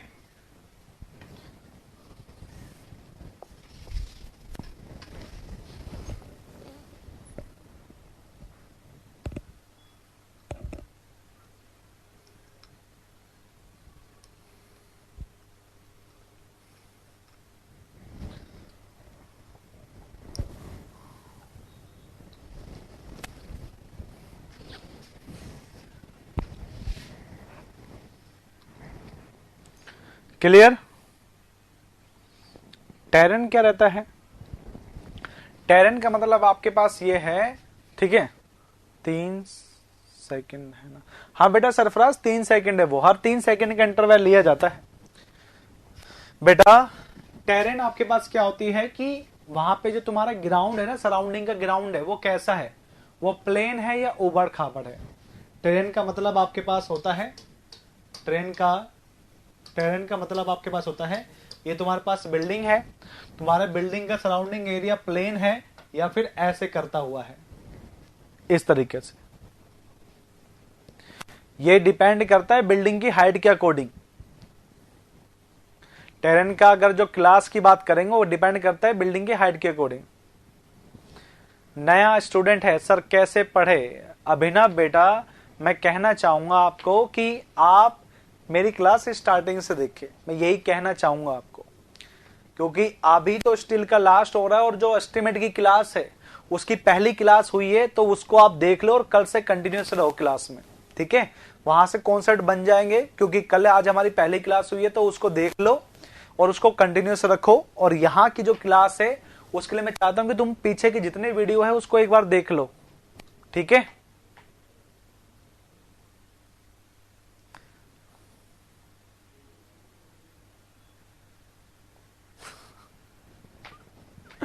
चलो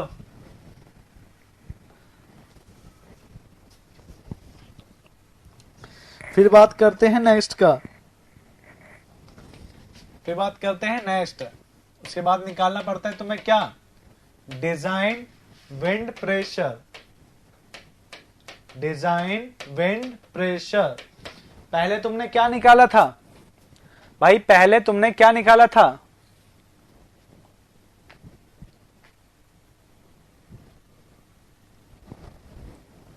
डियर तुम्हें डिजाइन विंड प्रेशर निकालना है डियर। तो डिजाइन विंड प्रेशर से पहले तुमने बेटा क्या निकाला था? डिजाइन विंड स्पीड निकाला था क्या बेटा, मैंने कि डियर। तो डियर आइए हम इसके बाद बात करते हैं डिजाइन विंड प्रेशर की। तो जो आपके पास क्या रहता है इसका फॉर्मूला, इसका नोटेशन होता है आपके पास PZ से। तो ये क्या होता है, PZ इक्वल टू 0.6 VZ का स्क्वायर, ठीक है। ये आपका रहता है। प्रेशर की यूनिट किस में होती है, न्यूटन पर न्यूटन पर मीटर का स्क्वायर के अंदर, ठीक है। VZ में आपको बता चुका हूं क्या होना है, VZ में पहले से बता चुका हूं कि ये क्या है, ये क्या है, डिजाइन विंड स्पीड है, ठीक है। और तुम्हें पता है कि इसका यूनिट किस में लेते हैं, न्यूटन पर मीटर के अंदर, सॉरी मीटर पर सेकंड के अंदर। नहीं बेटा, प्रेशर है प्रेशर, न्यूटन पर मीटर स्क्वायर में लेते हैं, ठीक है। चलो ये हो गया फॉर्मूला। अब तुम निकालते हो इसके बाद में, प्रेशर के बाद में तुम निकालते हो क्या, विंड लोड। अब निकालते हो तुम क्या, विंड लोड ऑन रूफ। अब हम पहुंच चुके हैं कहां पर, विंड लोड के ऊपर, जिसका नोटेशन आपके पास क्या होता है, F होता है, ठीक है। 0.6 है या 6,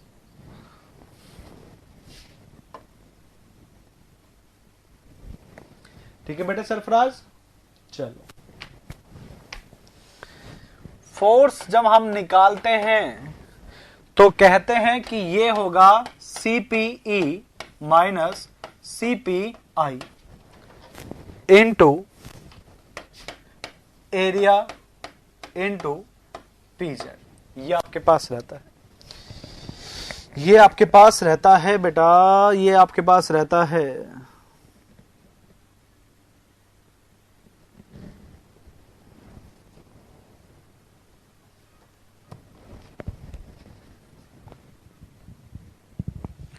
बहुत ही बेटा अच्छे बादाम खाने लग गए तुम तो, देवकर्ण बेटा अच्छे बादाम खाने लग गए।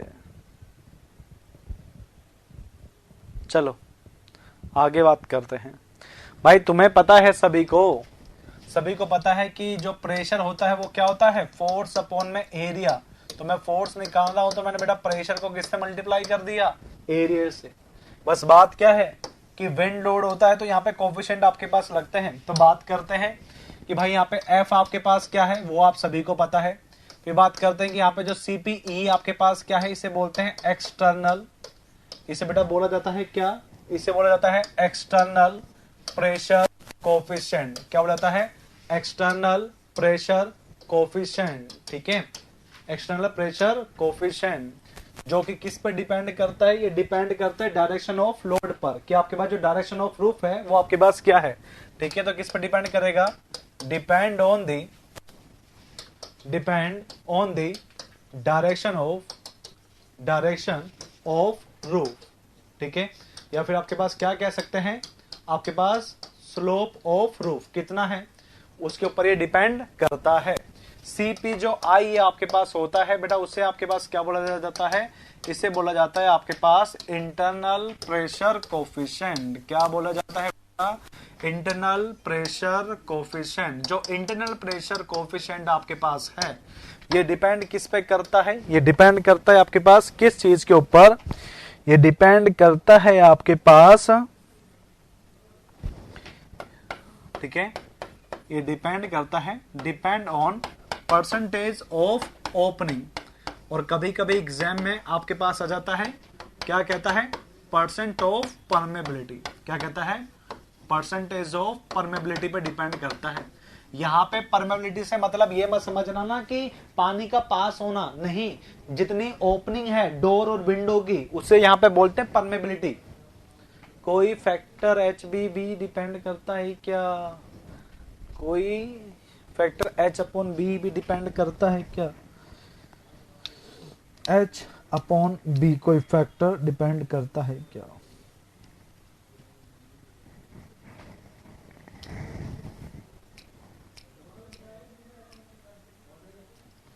हाँ, डिपेंड करता है K3, एच अपॉन बी पर डिपेंड करता है K3।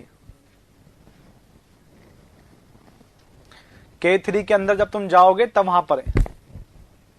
हाँ, ये क्या है, परमेबिलिटी। यहाँ परमेबिलिटी का मतलब बेटा आपको पता है ना, परसेंटेज ऑफ ओपनिंग को कहते हैं यहाँ पे परमेबिलिटी। ओपनिंग को क्या कहते हैं, परसेंटेज ऑफ परमेबिलिटी।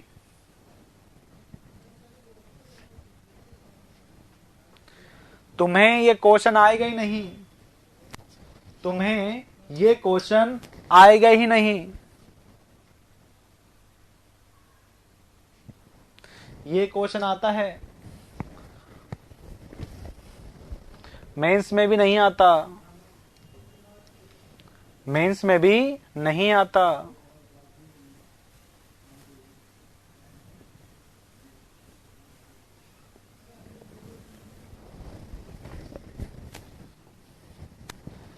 तुम्हारे एग्जाम में जो आता है वो मैं बता देता हूं, ये आता है तुम्हारे एग्जाम में, इसे बोलते हैं परमेबिलिटी, इसे बोलते हैं परमेबिलिटी।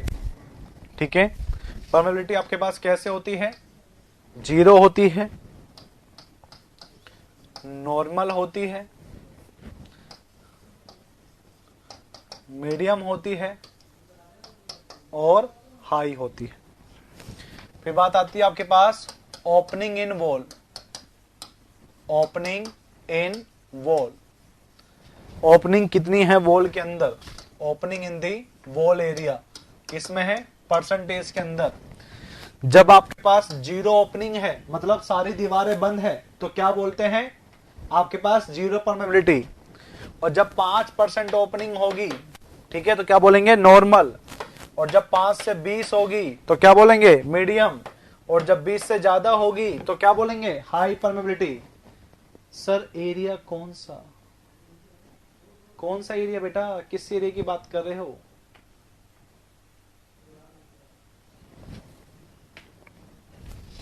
और यहां पे होता है सीपीआई की वैल्यू, जो क्या होती है? Plus minus 0, plus minus .2, plus minus 0.5, plus minus 0.7, ये आती है। जिसमें से आपके एग्जाम में ये वाली वैल्यू और ये वाली वैल्यू देखने को बहुत बार मिल जाएगी। विंड लोड वाले में, विंड लोड वाले में, विंड लोड वाले में, अच्छा एरिया नहीं आया क्या भाई? इसके बाद आएगा बेटा एरिया, इसके बाद आएगा।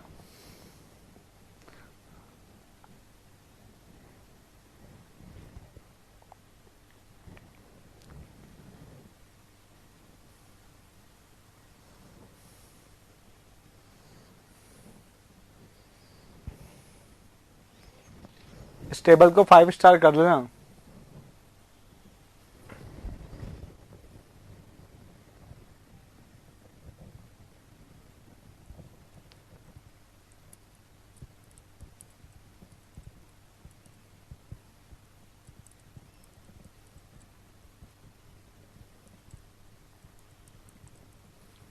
हाँ सुदीप बेटा सारे पूछ रखे हैं। ये कहता है कि ओपनिंग 5% है तो बताओ इंटरनल प्रेशर कोएफिशिएंट कितना होगा?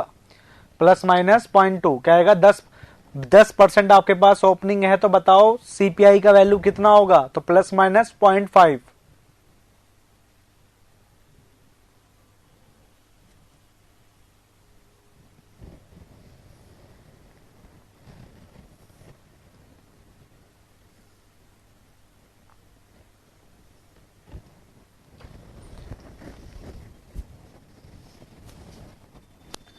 ठीक है। और जो ए आपके पास यहां पर है वो आपके पास होता है, वो होता है आपके पास सरफेस एरिया। ये आपके पास क्या होता है? Surface area of member. ये आपके पास क्या है बेटा? ये आपके पास होता है सरफेस एरिया ऑफ मेंबर। जिस मेंबर पे लोड निकाल रहे हो उसी का आपके पास एरिया होगा। देवकरण बेटा पता नहीं, हम कह नहीं सकते, हम कह नहीं सकते बेटा।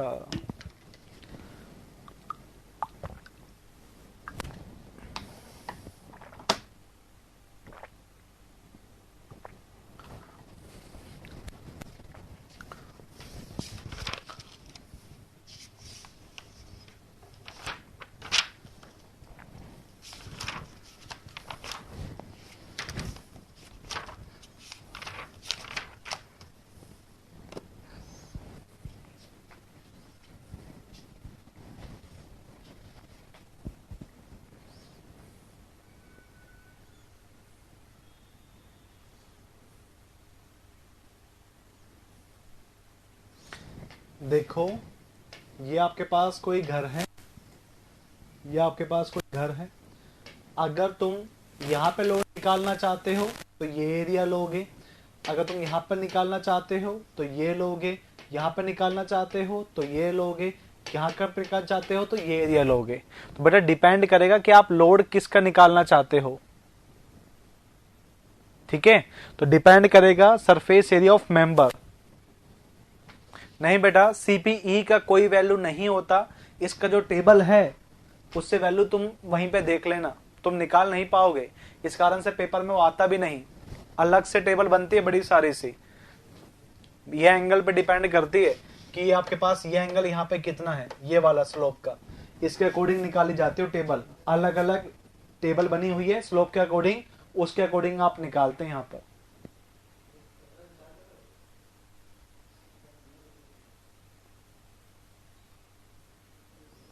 बेटा वॉल के ऊपर ही तो लग रही है, तो जितनी जिस वॉल पे लग रही है उस एरिया से मल्टीप्लाई करते हैं उसका वेट निकालने के लिए।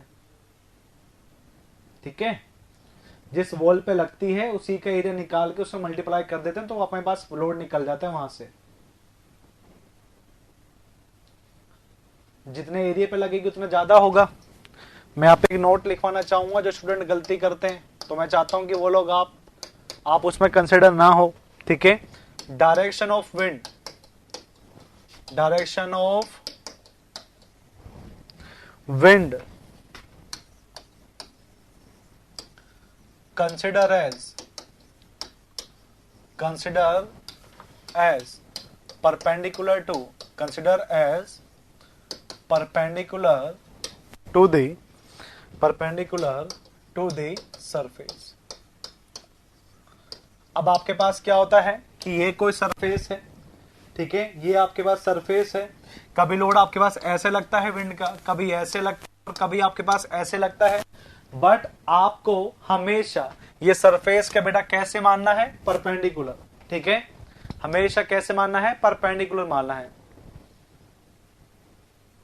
हाँ तो बेटा आपके पास जो रूफ के लिए बताया है, मैंने आपके पास विंड के लिए बताया है। बात यहाँ पे क्या होती है कि जब आपके पास सरफेस पे निकालोगे तो उसका आप निकाल सकते हैं, मतलब अगर आप इस वॉल का निकालना चाहते हैं तो आप इसका लोगे, और अगर आप इससे पीछे वाली वॉल का निकालना चाहते हैं तो उसका एरिया लोगे। क्लियर? तो आप विंड जहां पे भी निकालना चाहते हैं वहां पे निकाल सकते हैं, पर जो जनरली विंड लोड डिजाइन किया जाता है वो जनरली किसके लिए किया जाता है, रूफ के लिए। अगर आप इसी विंड लोड को इस दीवार पे कंसिडर करना चाहोगे तो वहां पर आपको उस दीवार का कंसिडर करना पड़ेगा। क्लियर बेटा? चलो क्या कर रहे हैं, इसको और बनाइए। मैं क्या कह रहा हूं, विंड का डायरेक्शन ऊपर से भी लगता है, नीचे से भी लगता है और सीधा भी लगता है, बट आपको हमेशा कैसे कंसिडर करना है, परपेंडिकुलर टू द सरफेस, ठीक है, perpendicular to the surface consider करना है।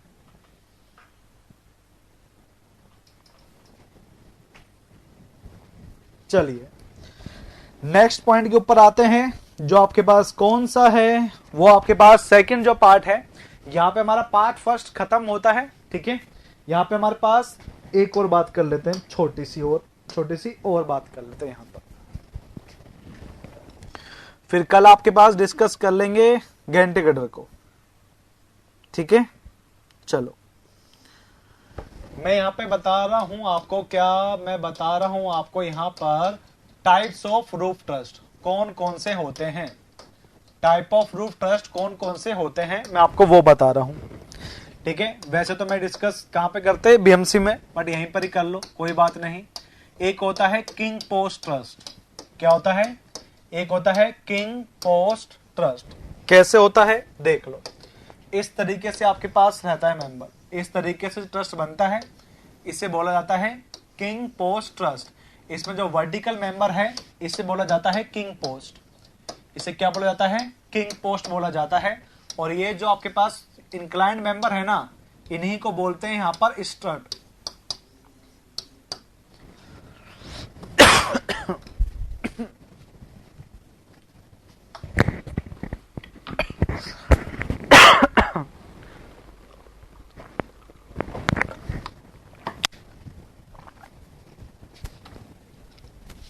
स्ट्रट आपके पास क्या होते हैं, कंप्रेशन मेंबर होते हैं। जैसा कि मैंने आपको बताया था, रूफ ट्रस्ट में जो कंप्रेशन मेंबर होते हैं उन्हें क्या बोला जाता है, स्ट्रट बोला जाता है। सेकंड आपके पास है, उसका नाम आपके पास सेकंड वाले का क्या है, इसे बोला जाता है आपके पास क्वीन पोस्ट ट्रस्ट। क्या बोला जाता है, क्वीन पोस्ट ट्रस्ट। तो क्वीन पोस्ट ट्रस्ट कौन से होते हैं वो मैं आपको बता देता हूं। ऐसा अगर आपके पास डायग्राम बन रहा है, इस तरीके से डायग्राम आपके पास बन रहा है, तो इसे बोलते हैं क्वीन पोस्ट। यहां पे जो हॉरिजॉन्टल मेंबर है, यहां पे जो आपके पास हॉरिजॉन्टल मेंबर है, इस हॉरिजॉन्टल मेंबर को क्या बोला जाता है बेटा, इस हॉरिजॉन्टल मेंबर को बोला जाता है क्वीन पोस्ट। क्या बोला जाता है, क्वीन पोस्ट, ठीक है। और ऐसे इंक्लाइंड भी लगे होते हैं। और जो ये वर्टिकल मेंबर है, ये वाले इन्हें बोला जाता है आपके पास इन्हें बोला जाता है पोस्ट। और इंक्लाइंड मेंबर को तो आपको पता ही है, क्या कहना है, स्ट्रट कहना है, ठीक है। क्या कहना है, स्ट्रट कहना है। क्लियर? तो याद रखना, किंग पोस्ट में वर्टिकल मेंबर किंग पोस्ट होता है, और क्वीन पोस्ट में जो हॉरिजॉन्टल मेंबर है उसको बोलते हैं। फिर बात करते हैं तीसरे की, ठीक है। तीसरा आपके पास जो है उसे बोलते हैं फिंक। क्या बोलते हैं? Fink trust. बस डायग्राम आता है, डायग्राम देख के पहचानना है तुम्हें, ठीक है? कैसा होता है? इस टाइप से आपके पास होता है, इस टाइप से आपके पास होता है, ठीक है? ऐसे ऐसे, फिर आपके पास ऐसे, फिर आपके पास, ठीक है, ऐसे, फिर आपका ऐसे, फिर ऐसे, फिर ऐसे, और फिर आपके पास ऐसे। इसके अलावा आपके पास ऐसे हैं, ठीक है,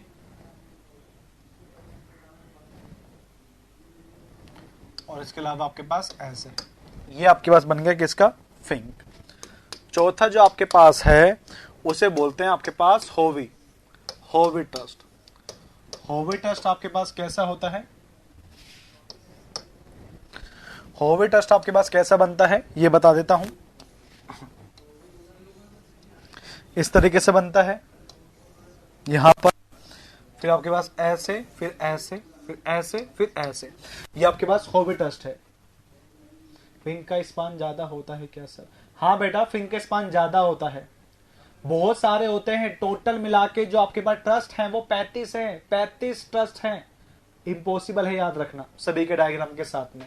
फ्रेंच और फिंक, बहुत सही, बिल्कुल सही। अलग अलग नाम होते हैं इनके, इन्हीं के अलग अलग नाम होते हैं। जिन साइंटिस्ट ने दिया था उन्हीं के अकॉर्डिंग इनको जानते हैं। जैसे कि इस साइंटिस्ट के नाम के अकॉर्डिंग है ये वेरन ट्रस्ट। क्या बोलते हैं? Warren trust. कैसा होता है? ये आपके पास कुछ ऐसे बना होता है, ये आपके पास कुछ ऐसा बना होता है, ये आपके पास कुछ ऐसे बना होता है, ऐसे, फिर ऐसे, फिर ऐसे, फिर ऐसे, फिर ऐसे, फिर ऐसे, इस तरीके से। वेरन ट्रस्ट एक आपके पास क्वेश्चन आता है, क्या कहते हैं? ये सारे कैसे हैं? All the equilateral triangle, all the equilateral triangle. ये सारे के सारे शेप कैसे लगते हैं? इक्विलैटरल ट्रायंगल की तरह लगते हैं, ये जितने भी आपके पास शेप है, ठीक है? फिर बात करते हैं इसी के भी साइंटिस्ट के अकॉर्डिंग ही नाम है इसका, प्रेड। इसे क्या बोलते हैं? Pratt truss, Pratt truss. इसका आपके पास कैसा होता है? इसकी बात कर लेते हैं, ठीक है? ऐसे ऐसे ऐसे ऐसे ऐसे, फिर आपके पास होता है ऐसे, फिर ऐसे, फिर ऐसे, फिर ऐसे, इस तरीके से बनता है। ये हो गया प्रेड, आपके पास हो गया, ठीक है? यहां पर ये पहला पार्ट खत्म होता है और कल डिस्कस करेंगे किसको? कल डिस्कस करेंगे गैंट्री गडर को। Gantry girder, base plate, grillage foundation, इसी के साथ ये पार्ट खत्म कर देंगे।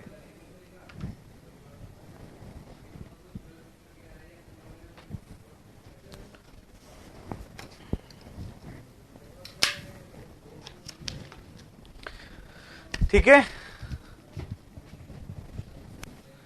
PRADD, prayed.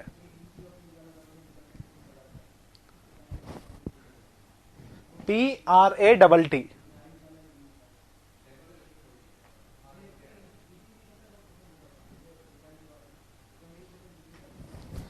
लो बेटा, स्क्रीनशॉट लो। ये पहला बोलते जाओ कि बेटा यस, ऐसे बोल दे सर यस। सेकंड,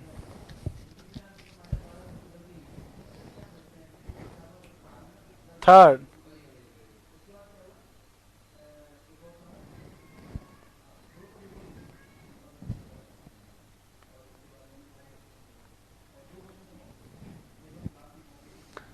बोल लो बेटा देवकरण।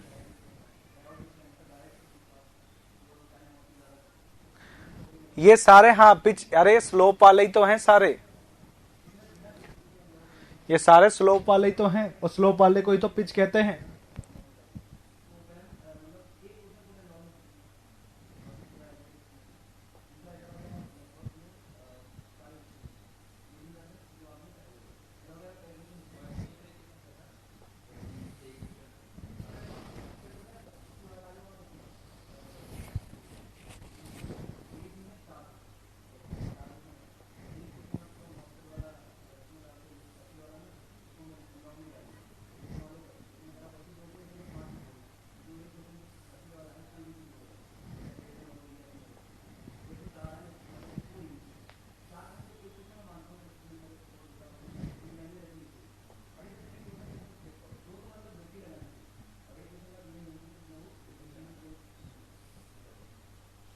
चैप्टर शॉर्ट कहाँ है, अभी तो कल बाकी है, अभी खत्म कहाँ हुआ, अभी तो कल और चलेगा ये।